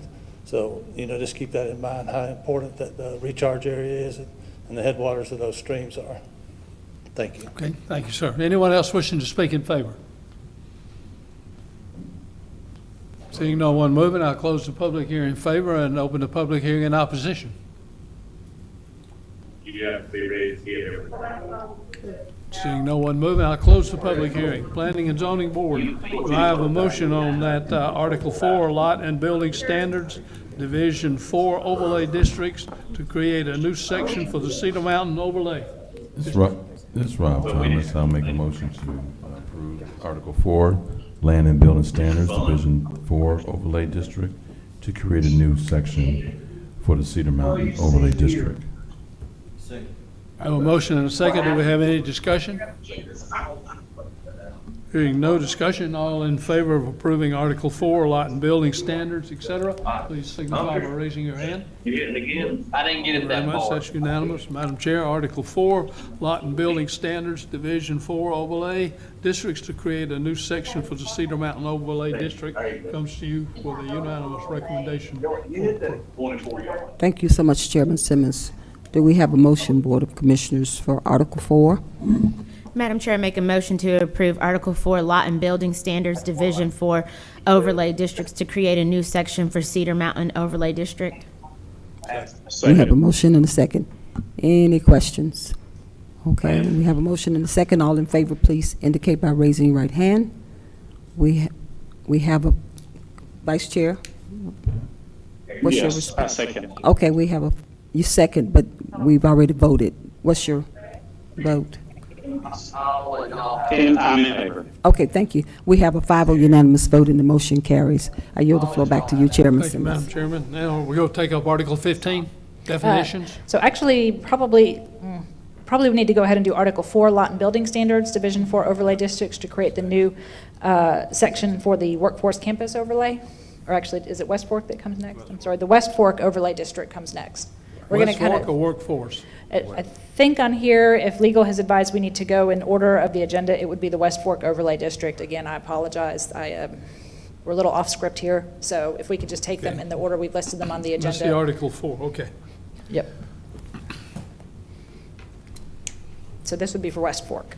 Okay, we need to have a public hearing on that one. Yes, sir. Okay. I'll open the public hearing on the Article 4 Building Lot Standards, Division 4 Overlay Districts to create a new section for the West Fork overlay. Anyone wishing to speak in favor? Seeing no one moving, I'll close the public hearing in favor and open the public hearing in opposition. Anyone wishing to speak in opposition? Seeing no one moving, I'll close the public hearing on this matter. Planning and Zoning Board, you've heard the discussion. Do I have a motion on Article 4, Lot and Building Standards for West Fork Overlay District? Mr. Brandon Penman, make a motion to approve Article 4, Lot and Building Standards, Division 4 Overlay District to create a new section for the West Fork Overlay District. I have a motion. Do I have a second? Or Curry, second. I have a motion and a second. Do we have any discussion? Hearing none, all in favor of approving Article 4, West Fork Overlay information, please signify by raising your hand. Thank you very much.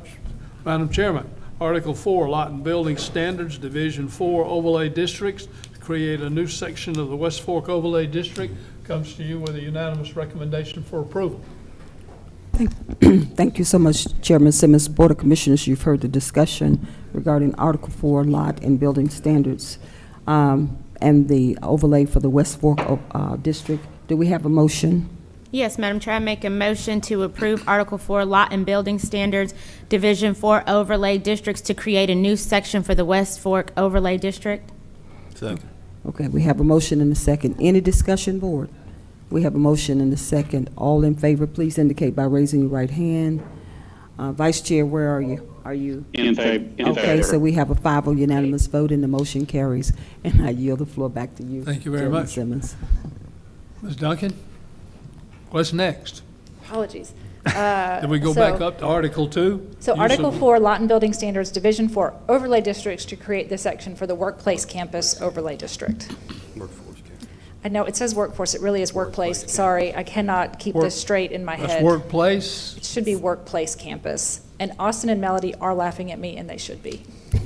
Kind of like me, they can get you. Okay, well, we'll open the public hearing on Article 4, Lot and Building Standards, Division 4 Overlay Districts to create a new section for the Workplace Campus Overlay District. Anyone wishing to speak in favor? Seeing no one moving, I'll close the public hearing in favor and open the public hearing in opposition. Again, no one moving. I will close the public hearing on this matter. Planning and Zoning Board, do I have a motion or discussion, or a motion on Article 4, Lot and Building Standards, Division 4 Overlay Districts to create a new section for the Workplace Campus Overlay District? I have a question about this one. Wasn't this the one they were talking about, Allison? Was this where they had some discrepancy on it being in that location? Could you go back? Sure. All right, so we are back in that area. Can you clarify your question, please? Yes, I know they was talking about how it was designed. Would it be effective to be put out there? Did I miss something on that? No? Okay. Not saying you missed anything. I think what we're asking for, Central West Workplace Campus Overlay, right? We're trying to rebrand it a little bit differently, but it still is targeted at that Workplace Campus Overlay because y'all may hate the name Central West. Okay. But beyond that, this does overlay Cedar Mountain. This does overlay Workplace Campus. This does overlay Rural Reserve. What we're trying to do is put in 3 layers of overlay protection so that in the near term, we can sort out exactly what the vision is for this area without anything getting too far ahead of us. So this is specifically to apply to anything wanting to come in under current zoning, right? Because if you see there, we have that whole area in blue. That was technically for the Stream campus, right? But if anything wants to change or if anything else wants to come in for rezoning in that boundary, it seems like there's perhaps been a change of sentiment from the 2023 comprehensive plan to where we are today. And my concern is that the infrastructure is going to get ahead of the vision, right? So we need to fall back and sort out the vision before we move forward. Gotcha. Any other discussion? Do I have a motion? This is Frank Payne. I recommend approval of Article 4 Lot and Building Standards, Division 4 Overlay districts to create a new section for the workplace campus overlay district. I have a motion. Do I have a second? Second. A motion and a second. Any discussion? Hearing none, all in favor of approving Article 4, Lot and Building Standards, Division 4 Overlay Districts to create a new section for a Workplace Campus Overlay District. Please signify by raising your hand. Thank you very much. That's unanimous. Madam Chairman, Article 4, Lot and Building Standards, Division 4 Overlay Districts to create a new section for the Workplace Campus Overlay District comes to you with a unanimous recommendation for approval. Thank you so much, Chairman Simmons. Board of Commissioners, you've heard the discussion regarding Article 4, Building Standards Division Overlay Districts, and also regarding the Cedar Mountain Overlay. Do we have a motion? Madam So Chair. moved. Second. Okay, we have a motion and a second. Any discussion, board? Okay. And it sounds as if I had one just comment, 3 measures of overlay. So we're insulated 3 times, right? You said 3 overlay measures. Cedar Mountain, and then Workplace Campus, and then the last one we're going to take up is the estate density in that rural reserve boundary. Okay, thank you so much. Any other discussion? We have a motion and a second on the floor. All in favor, please indicate by raising your right hand. Vice Chair, where are you? Approved. Okay, so we have a 5-0 unanimous vote and the motion carries. Thank you. I yield the floor back to you, Chairman Thank you, Simmons. Madam Chairman. Now, are we All right. moving to the Article- building standards? Article 4, Lot and Building Standards, Division 4 Overlay Districts. And this is going to be to extend the estate density overlay to the protection of the rural reserve. This is going to include the Cedar Mountain overlay, the Workplace Campus, and then that larger rural reserve boundary. So we are looking for an amendment to Article 4, Division 4 Overlay Districts to extend the estate density overlay. Okay, thank you very much. At this point in time, I'll open the public hearing on Article 4, Building Standards for the Cedar Mountain Overlay Protection Area. Anyone wishing to Extend the estate density overlay. Sorry. extend? The estate density overlay. Yeah, sorry. Okay. I'll go back to the picture. Go back to the Article 4 building. Apologies. Well, I knew this was going to be confusing, and I did not try to do this at the end of a long meeting otherwise. So State density it's overlay. that picture. We already are using this area around the Bear Creek Reservoir. We're extending it to this whole northwestern corner of the county. So that's what you're being asked to vote on. Okay. Do I need to restate that? I think we understand. the Okay, direction. let's have the public hearing. Yes. Anyone wishing to speak in favor? Seeing no one moving again, I'll close the public hearing in favor and open the public hearing in opposition. No one moving, I will close the public hearing on this matter. Planning and Zoning Board, do I have any discussion or do I have a motion on the estate density overlay to extend a protection to Cedar Mountain overlay? Brandon Penman, I make a motion to approve Article 4, Article 4, Lot and Building Standard Division 4 Overlay District in Section 4.27 Estate Density Overlay to extend the protection in the area of the Cedar Mountain Overlay. I have a motion, do I have a second? Or Curry, second. Motion is second, do we have any discussion? Hearing none, all in favor of approving, please signify by raising your hand. Thank you very much. Madam Chairman, Article 4, Lot and Building Standards, Division 4 Overlay District, Section 4.27, Estate Density Overlay to extend the protection in the area of the Cedar Mountain Overlay. Comes to you with a recommendation for approval. Thank you so much, Chairman Simmons. Board of Commissioners, you've heard the discussion. Do we have a motion? So moved. Second. We have a motion and a second. Any discussion? We have a motion and a second. All in favor, please indicate by raising your right hand. Vice Chair? I approve. Oh, okay. We have a 5-0 unanimous vote, and the motion carries. I yield the floor back to you, Chairman Thank you, Simmons. Madam Chairman. Now, where are we going next? Back up to Article 2, Use of Land?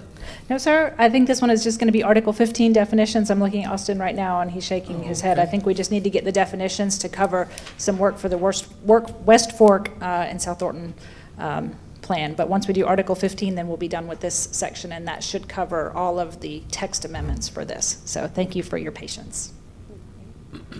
Okay.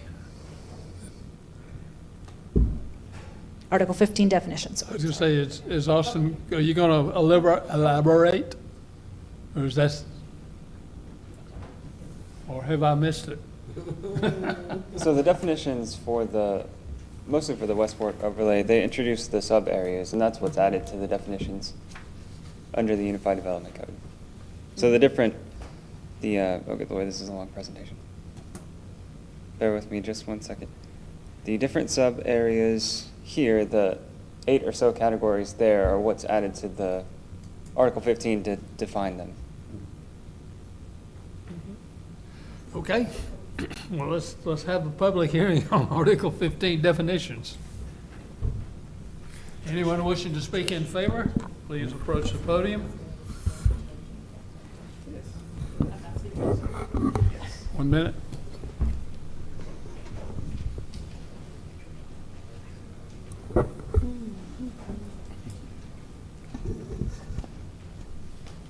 Anyone wishing to speak in favor? Seeing no one moving, I'll close the public hearing in favor and open the public hearing in opposition. Anyone wishing to speak in opposition? No one moving, I will close the public hearing on this matter. Planning and Zoning Board, do I have a recommendation on Article 15 definitions? This is Chris Small. I make a motion to approve Article 15 definitions. I have a motion, do I have a second? Second. I have a motion and a second. Do we have any discussion? Hearing none, all in favor of approving Article 15 definitions, please signify by raising your hand. Madam Chairman, Article 15 definitions comes to you with a recommendation for approval. All right, thank you so much, Chairman Simmons. Board of Commissioners, do we have a motion to approve Article 15 with the definitions? Do we have a motion? Madam Chair, I'd like to make a motion that we approve Article 15 definitions. Okay. Second. We have a motion and a second. Any discussion, Board? We have a motion and a second. All in favor, please indicate by raising your right hand. Vice Chair, where are you? Vice I Chair? agree. Okay, so we have a 5-0 unanimous vote and the motion carries. I yield the floor back to you, Chairman Simmons. Okay, where are we? All right, so if we, I think we have a few other things that we want to cover tonight. May be brief, may not be brief, but would you like to take a quick break, or shall we just keep going? Keep going. Keep going. Okay, I hear keep going. All right, You take a break. all right. Okay, so let me, Oh, that's okay, I just need one. Thank you. so we're going to hit 2 more presentations real quick. The first one is in regard to subdivision review.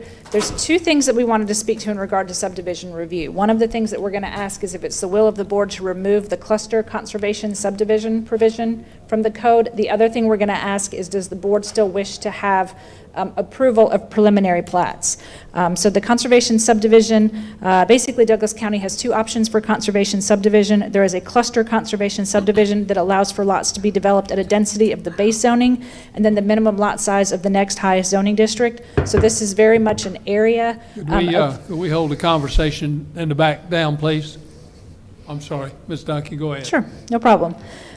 So this is kind of the concern that staff has expressed previously. A couple of the plats that you see here before you are examples of areas where you have sewer already in place, and a project can come in and get preliminary plat approval under its base density. So there has been some concern expressed to us by the board that this may otherwise be introducing a level of development and intensity that is otherwise undesirable. The conservation subdivision, the cluster conservation subdivision, has been on the books since the 2004 update to the code. To my knowledge, these are the only 2 projects that ever came in. One is Somerset and Anawakey, the other is Chattahoochee Meadows, and neither of these ever developed. And so we have an opportunity now, if we want to reconsider whether or not we want to keep this as an option to allow for this higher intensity of development in areas where it would come in under base zoning with access to sewer. Any questions or comments on this one before I move forward? All right, if not, the second provision is related to Articles 5 and 12. This is a revision to the major subdivision process. So this is going to remove the Board of Commissioners' approval on preliminary plats. This would only be an administrative approval by various departments, including planning and zoning, engineering, fire, water, sewer authority, and DOT, and those departments. So this would, as you know, we tend to bring projects to you. Here's some examples of projects that have come recently. There's some concern from legal, and I can defer to Thomas Mitchell to speak further about that these approvals really should be administrative and not brought to the board, for your discretion in approving. So we are putting that text amendment here before you, and we're happy to have conversation or discussion on any of this if there are questions at this time. But those are the two main provisions under Article 5 and 12 in regard to subdivision process. So. Yes, sir. Okay. So thank you. And I know we had talked earlier about the preliminary plats. I know for me, what I've been seeing is that we've had plats that have been approved years ago, and then they'll come back, and the economy has changed, community has changed, et cetera, but they weren't reverted. So for me, I like to have that opportunity to ask those types of questions to see, have they met all the requirements before the 24-month reversion kicks in? Now, if that's something that administratively that would get caught, where that would be, taken care of and not have to come forth to the BOC for us to have those conversations, or what's the thought there? Do you want to speak to this, or I can address the reversion, or it's about the reversion? Okay. Okay. So in regard to the reversions, again, I think I've shared with these boards before. To my knowledge, I have not seen a systematic effort to bring projects back to the Board of Commissioners to revert zoning in the past. So again, because of all of the requirements under the zoning procedures law, there isn't just an automatic, if you don't vest, it automatically reverts. It has to come back and go through that zoning procedures. So we've done a handful of those reversions, again, trying to figure out how to put it in front of you. And we learned a lot of lessons with that first round of reversions that we brought forward. So now we're currently working our way through a next round of reversion. I just want to underscore the amount of time it takes administratively is not insignificant. So with current staffing and resources, and let me be clear, I'm not asking for additional staffing or resources, but just saying with current staffing and resources, we have about 240 parcels that we have to go through case by case and do the research and see, what was the decision at the time, was it ever vested, and things of that nature. So it really is just an issue of how much time it takes to do that. We're actively working on it, and we think we can bring you kind of the next round of amendment sometime within the next 3 months if it's the priority of these boards to see that happen. But so two issues, right? So that's the reversion. If nothing ever vested, we can present it back to you like we did historically and say, hey, they asked for zoning approval, and then they never came and they never submitted for a land disturbance permit or a preliminary plat. We think this should be reverted, and that would be the discretion of the board. The other question about the preliminary plat, I'm going to defer to Thomas Mitchell to explain some of the legal considerations with that, if that answers your question. Good evening. One of the reasons to, and a lot of, historically smaller jurisdictions would have had the elected body approve preliminary plats because they were trying to control growth as they began to grow. But in the larger jurisdictions, the trend is to make those administrative, and there's a reason for that. It's one of the areas, if you still continue to do preliminary plat approvals, it's one of the areas where you're not really acting, and I'm speaking to this side of the room, you're not acting in a legislative function in that. It's purely administrative, which is really not your role.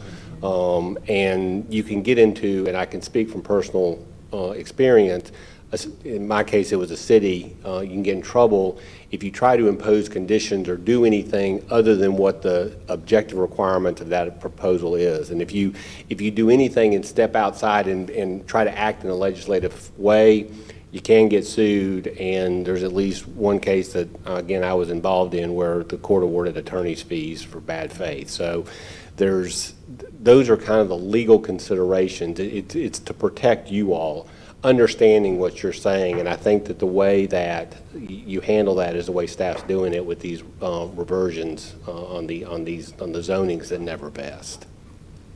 Okay, so staff has the opportunity to do that, because I know we've had cases, I know there was two, where I had to say, hey, what happened? Why did we not revert? One was the Mossy Oak that was approved back in 2006. And we're in 26. We're talking about 20 years. And that's a hard pill to stomach, to be just honest. And I just want to make sure that does not happen again. that. So again, the best answer that I can give you is we can make it a priority if it's the will of the board to kind of step up, the reversions. Right now, when we look at that traditional neighborhoods character area, that's what we're working on right now, and that's come up to, 240? Am I right about that? About 240 parcels that we just have to go through case by case and do that. If y'all read our monthly reports, you see how many phone calls we get, you see how many permits we process, you see how many applications we process. So we do have a lot of things that kind of pull on our time, and I'm not saying that, again, to ask for more staff or more resources or anything like that. I just want to manage expectations. So so again, I will also say that we have been slowing a little bit in terms of the application pipeline. Not sure if it has something to do with what's going on in the economy right now and kind of the overall slowing that we're seeing a little bit, but it does give us a little bit more bandwidth to take on some of those stretch projects, but we'll do our best to get it in front of you, but we can only move as quickly as we can actually do the research, because we, again, want to be thorough, as y'all have seen, when we put information in front of you for consideration. Attorney Mitchell, I had a question for you. When you mentioned the larger jurisdictions, you said, of course, it's a little different than the smaller jurisdiction. Are you looking at population? What is the common denominator? Is it population or is it square footage? What are they using as part of the calculation to determine? When I was talking, what I meant by that was less dense, less Square populated. miles. I meant to say square miles, Yeah. because Douglas County is relatively small in terms of square miles. I was talking about more in terms of much more rural, less developed jurisdictions where you may have one development per year or a couple developments per year, and then you can have a major development that really will change the complexion of that jurisdiction in terms of the amount of density or the amount of homes or the amount of square footage, and I can see a legislative body wanting to have more control in that regard. Okay, thank you. Thank you, Attorney Mitchell. Thank you. Any other? Okay, Ms. Duncan, which item are we working on now? So again- The Article 5 subsection? Sure, and if we want to, we can kind of jump forward with the rest of the presentation and then just do the rest of the text amendments, if it's the will of the board. Does that work for everybody? Okay, all right. And so in regard to the last amendment, again, this is really in the weeds, and I apologize, but that's the reason we wanted to do this as a special called meeting. So when I talk about the North American Industrial Classification System, this is how we determine use, right? When we stand at this podium and we tell you it's a use that's allowed, or use not allowed, or a use by special use permit, we're using those North American Industrial Classification System, because I know all of you went and read your briefing book, part 1, that we put out. You've seen this chart, right? So this is an example of, this is how we use these North American Industrial Classifications. So all of the federal statistical agencies, such as the U.S. Census Bureau, that collect and analyze economic data, they're using these classifications, right? So that's just a little background in what this was. Near as I can tell, the last time we did a thorough overview of the NAICS codes was in 2002. So we're up to, I think, 2017 now? Is that our most current, or 2022?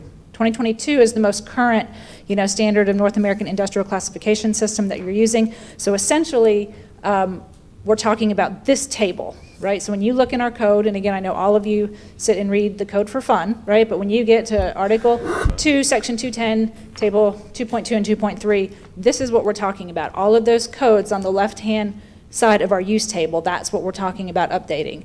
If you looked in your packet, you saw this is about 53 pages of updates. So I want to give a shout out to Austin and Melody. They did an amazing job of just slogging through and getting this up to date.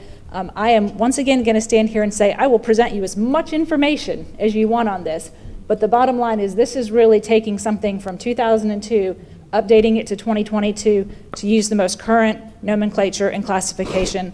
And then we did a little bit of tweaking around the edges, for certain changes to existing allowances. A lot of that was particularly in regard to manufacturing. So we have a whole slide where we can talk about some of the manufacturing uses that we sort of transitioned away from or made those special use permit, because what we see is that our economy and our land use in our area is transitioning far more to what I would call knowledge-based, creative industry, those type of workforce developments. So that's essentially what this is, and I'm going to pause right there and ask the boards for any questions or comments in terms of how much detail you would like for me to get into with this section. I have a So- question on that, because Yes, you're sir. not you use this all the time, so I need to. Absolutely. I need to know this. How many did you say you're going to add to it? How many different Nexus codes? Well, so I don't know that we're adding as much as we're taking the current 2022 Uh-huh. codes and we're aligning our ordinance with the most current codes. But are you going to possibly add some more usage then? I mean, it's quite a bit that you're going to add. So it took the handbook, the 2022 handbook, and just went line by line for each industry and put it on the table itself and designated which districts would be permitted. Mostly it was a expansion of what was there previously, whereas in this table, well, it's kind of hard to see, but the first under agriculture, it reads 111. There are multiple things after 111 because it precedes like a 5-digit code. So it was kind of expanding on those uses, making them more distinct, so people that come into the county can have a better idea of what they can and can't do. Okay. I guess my question really is, I'm asking, are you adding more uses, or elaborating on the current ones? Yes, sir. I'd say it's both. So by virtue of being more thorough, by aligning more with the handbook, more uses are added. So we are adding uses. Okay. Well, that's good. We need to. I think we need to. Okay. Thank you. Yes, sir. Any other questions? Yeah, we need to open the public hearing. Oh, do y'all have any questions, Madam Chair? No question. So again, we have a couple of comprehensive plan amendments that we were going to present on. These are very straightforward, so this is just aligning our character areas and making some updates in our comprehensive plan. So again, Data District is becoming Thornton South, Workplace Campus is becoming Central West Workplace Campus. We are clarifying all of that in our use charts. We are also making some revisions to what previously had been Data District to more sensitively account for the fact that there is residential development in that area. So previously we had indicated that the residential development did not need to be expanded or encouraged. And we've received some feedback that we probably need to make that a little bit more sensitive to recognize the current neighborhoods that are there. And it's the same thing as we've already talked a lot about the Workplace Campus, rebranding kind of Central West, giving it more of a sense of place, and then getting some specific criteria that start to kind of build out what the vision is for the board in that area. And so as we submitted in your packet, we have just highlighted a few areas.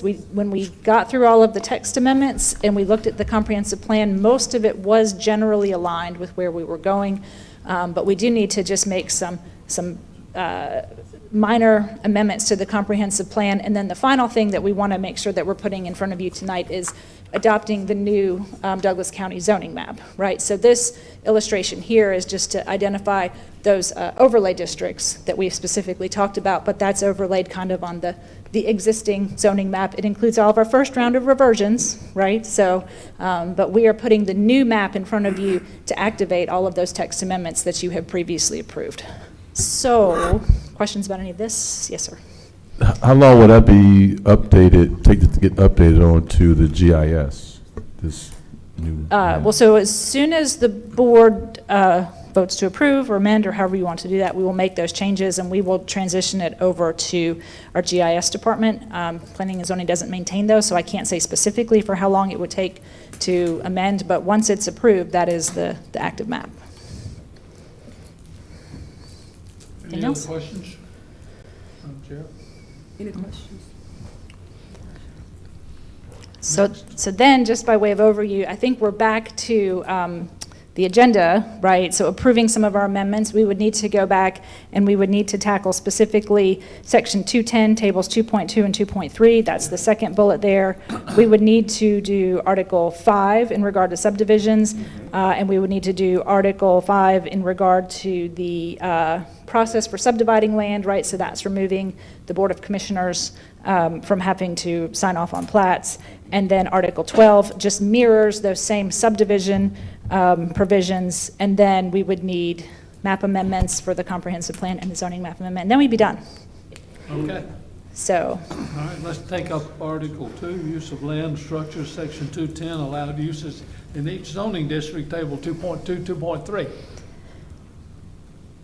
Do we open the public hearing? Yes, please. Do you have something to say? No. Public hearing. I'll sit down. Okay, we'll open the public hearing. Anyone wishing to speak in favor? I don't think there's anybody in here but us. Having no one speak in favor, I'll close the public hearing, open the public hearing in opposition. Anyone wishing to speak in opposition? I'll close the public hearing in opposition. Planning and Zoning Board, do I have a motion on Article 2, use of land and structures, Section 210, uses allowed in each zoning district, Table 2.2, 2.3? Board Curry, I make a motion that we approve Article 2, use of land and structure, Section 210, use allowed in each zoning district, Table 2.2 and 2.3. Rob Thomas, a second. I have a motion and a second. Do we have any discussion? Hearing none, all in favor of approving Article 2, use of land and structures, Section 210, uses allowed in each zoning district, Table 2.2, 2.3, signify by raising your hand. Thank you. All opposed? Madam Chairman, Article 2, use of land and structure, Section 210, uses allowed in each zoning district, Table 2.2, 2.3 comes to you with a recommendation for approval. All right, thank you so much, Chairman Simmons. Board of Commissioners, you've heard the discussion regarding Article 2, use of land and structures, Section 210, uses allowed in each zoning district, Table 2.2 and 2.3. Do we have a motion to approve? So moved. Second. We have a motion and a second. Any discussion, Board? We have a motion and a second. All in favor, please indicate by raising your right hand. Approved. Okay, we have a 5-0 unanimous vote and the motion carries. I yield the floor back to you. Thank you, Madam Chairman. Okay, Article 5, subdivision. Article plan. 5, subdivisions and planned developments, Section 511, conservation subdivisions. Yes. I'm sorry, yes, Well, that would be the next item for We'll consideration. open the public hearing. Thank you. Anyone wishing to speak in favor? No one moving? I'll close the public hearing in favor and open the public hearing in opposition. Anyone wishing to speak in opposition? No one moving? I'll close the public hearing. Planning and Zoning Board, do I have a discussion or a motion on Article 5, subdivision and planned development, Section 511, conservation subdivisions? So move, approve. A motion to approve. I have a motion. Do I have a second? Second. I have a motion and a second. Do we have any discussion? Hearing none. All in favor of approving Article 5, subdivision and planned development, Section 511, conservation subdivisions, please signify by raising your hand. Thank you very much. That's unanimous. Madam Chair, Article 5, subdivision planned developments, Section 511, conservation subdivisions, comes to you with a recommendation for approval. Thank you so much, Chairman Simmons. Board of Commissioners, you've heard all the questions and answers and discussions. Do we have a motion to approve Article 5, subdivision and planned developments, Section 511, conservation and subdivisions? Do we have a motion? Madam Chair, I'd like to move that we approve Article 5 subdivision and planned development, Section 511, conservation subdivisions. Second. We have a motion and a second. Any discussion, Board? We have a motion and a second. All in favor, please indicate by raising your right hand. Agreed. Okay, we have a 5-0 unanimous vote and the motion carries. Thank you, and I yield the floor back to you, Chairman Simmons. Thank you, Madam Chairman. Next one's Article 5, subdivisions and planned developments, various amendments related to the process for the subdivision of land. Is that correct? Yes, sir. Okay. We'll open the public hearing. Anyone wishing to speak in favor of this Article 5, please signify by approaching the podium. No one moving. I'll close the public hearing in favor and open the public hearing in opposition. We'll close the public hearing in opposition since no one is approaching the podium. Planning and Zoning Board, do I have a motion on Article 5, subdivisions and planned developments, various amendments related to the process for the subdivision of the land? This is Chris Small, make a motion to approve Article 5, subdivisions and planned developments, various amendments related to the process for the subdivision of land. Frank Payne, second. I have a motion and a second. Do we have any discussion? Hearing none, all in favor of approving Article 5 subdivisions and plan developments, various amendments related to the process for the subdivision of land signify by raising your hand. All in favor, thank you very much. Article 5 subdivision and plan developments, various amendments related to the process for subdivision of land comes to you with a unanimous recommendation for approval. Thank you so much. Board of Commissioners, you've heard all of the discussions. Do we have a motion to approve Article 5 subdivisions and plan developments, various amendments related to the process for the subdivision of land? Do we have a motion? Madam Chair, I'd like to make a motion to approve Article 5 subdivision plan developments, various amendments related to the process for the subdivision of land. Second. Okay, we have a motion and a second. Any discussion, board? We have a motion and a second. All in favor, please indicate by raising your right hand. Vice Chair. Okay. Vice Chair. Okay, we have a 4-0 unanimous vote and the motion carries. And maybe he dropped off. Thank you, Madam Chair. Okay, now we've got Article 12, procedures and permits, various amendments related to the process of the subdivision of land. I'll open a public hearing on that matter. Anyone wishing to speak in favor? Seeing no one moving, I'll close the public hearing. Anyone wishing to speak in opposition? No one again moving. Close the public hearing on this matter. Planning and Zoning Board, do we have any discussion, or do I have a motion on Article 12, procedures and permits, various amendments related to the process for the subdivision of land, please? This is Rob Thomas. I'd like to make a motion to approve Article 12, procedures and permits, various amendments related to the process of the subdivision of land. I have a motion. Do I have a second? Chris Small, second. Thank you very much. I have a motion and a second. Do we have any discussion? Hearing none, all in favor of approving Article 12, procedures and permits, various amendments related to the process of subdivision of land, signify by raising your hand. Thank you very much. That's unanimous. Madam Chair, Article 12, procedures and permits, various amendments related to the process for the subdivision of land comes to you with a recommendation for approval. Thank you so much, Chairman. Board of Commissioners, you've heard the discussion regarding Article 12. Do we have a motion? So moved. Second. We have a motion and a second. Any discussion, board? We have a motion and a second. All in favor, please indicate by raising your right hand. We have a Vice Chair. Okay, we have a 4 unanimous vote and the motion carries. Thank you very much, Madam Chairman. I believe that wraps it up. Not quite. Not Two comprehensive plan amendments, and then the zoning map amendment. So just 3 more. And again, thank you. I appreciate your patience in this. So, would you like me to read the comprehensive plan amendment, map amendment to the character area map and future land use map for the workplace campus and for rural places? Would be the first item that we would need the public hearing. We'll have a public hearing on that. Anyone wishing to speak in favor of the map amendment to the character area map, future land use map for workplace, campus, and rural places, please approach the podium. Seeing no one moving, I'll close the public hearing in favor and open the public hearing in opposition. No one moving, I'll close the public hearing on this matter. Planning and Zoning Board, do I have a motion on the map amendment to the character area map and future land use map for workplace, campus, and rural places? Or could I make a motion to approve map amendments to the character area map and future land use map for workplace, campus, and rural places? I have a motion. Do I have a second? Second, Frank Payne. Motion and a second. Do we have any discussion? All in favor of approving the map amendment to the character area map and future land use map for workplace, campus, and rural places, please signify by raising your hand. Thank you very much. That's unanimous. Madam Chairman, map amendment to the character area map and future land use map for workplace, campus, and rural places comes to you with a recommendation for approval. Thank you so much, Chairman. Do we have a motion? Madam Chair, I make a motion that we approve the map amendments to the character area map and future land use map for workplace, campus, and rural places. Second. We have a motion and a second. Any discussion, board? We have a motion and a second. All in favor, please indicate by raising your right hand. Vice Chair.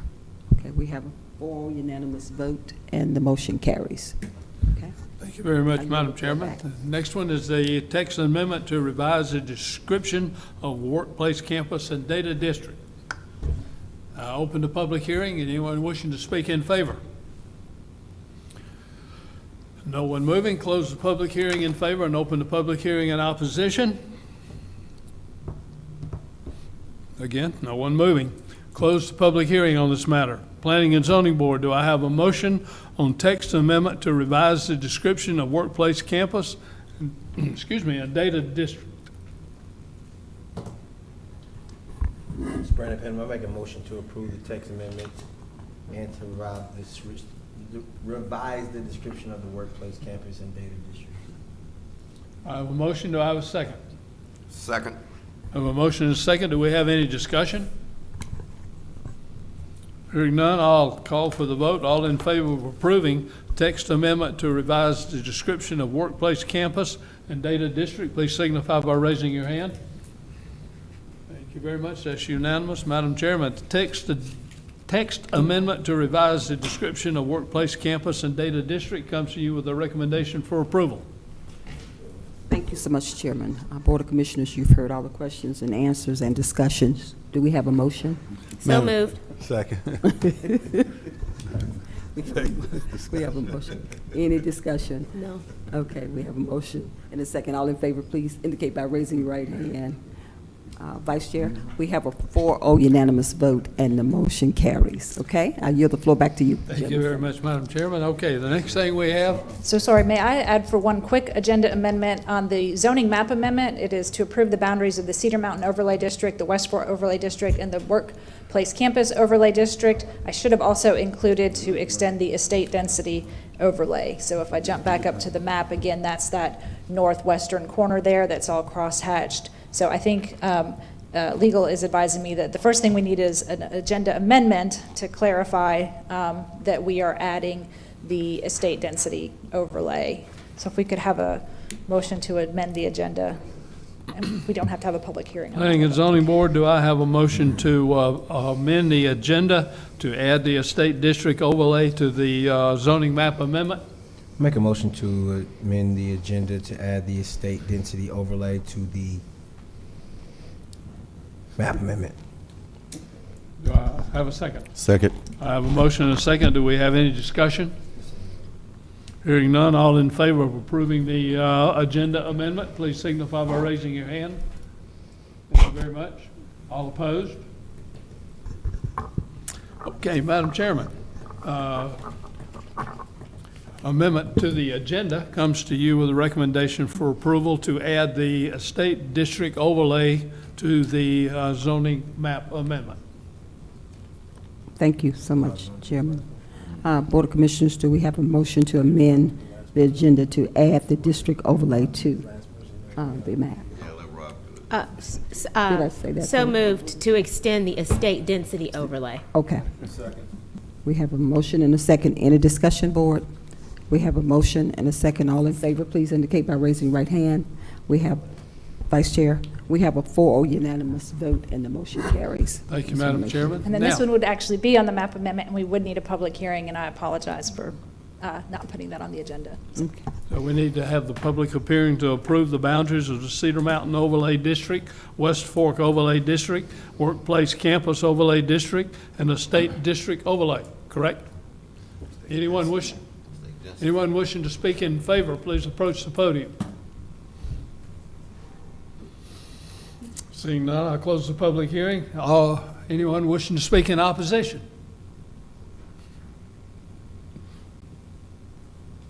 Having no one moving, I'll close the public hearing on this matter.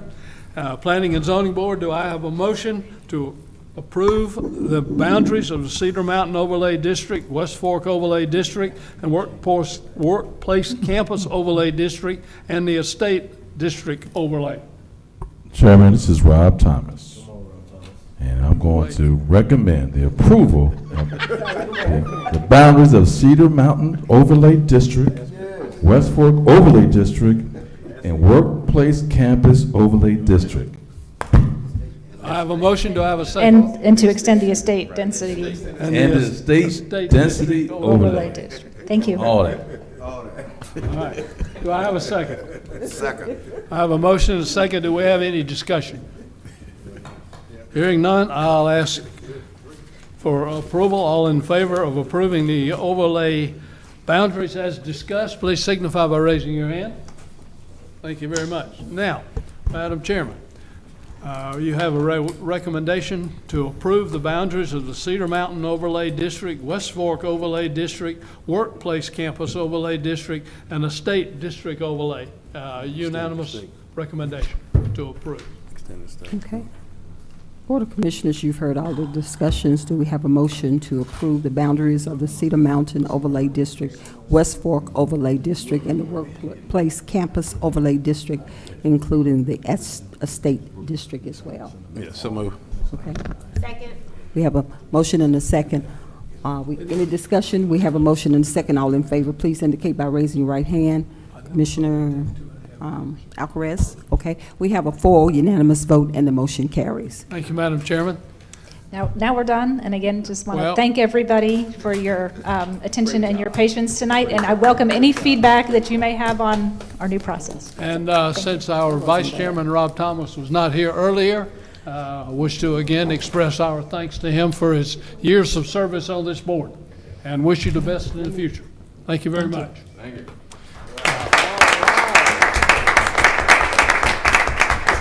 Having nothing else to come before the Planning and Zoning Board, I declare this meeting adjourned. Madam Chair. Board of Commissioners, do we have a motion to adjourn? So moved. Second. We have a motion and a second. Any discussion? We have a motion and a second. All in favor, please indicate by raising your right hand. All right, this meeting is adjourned. Thank you and have a great night.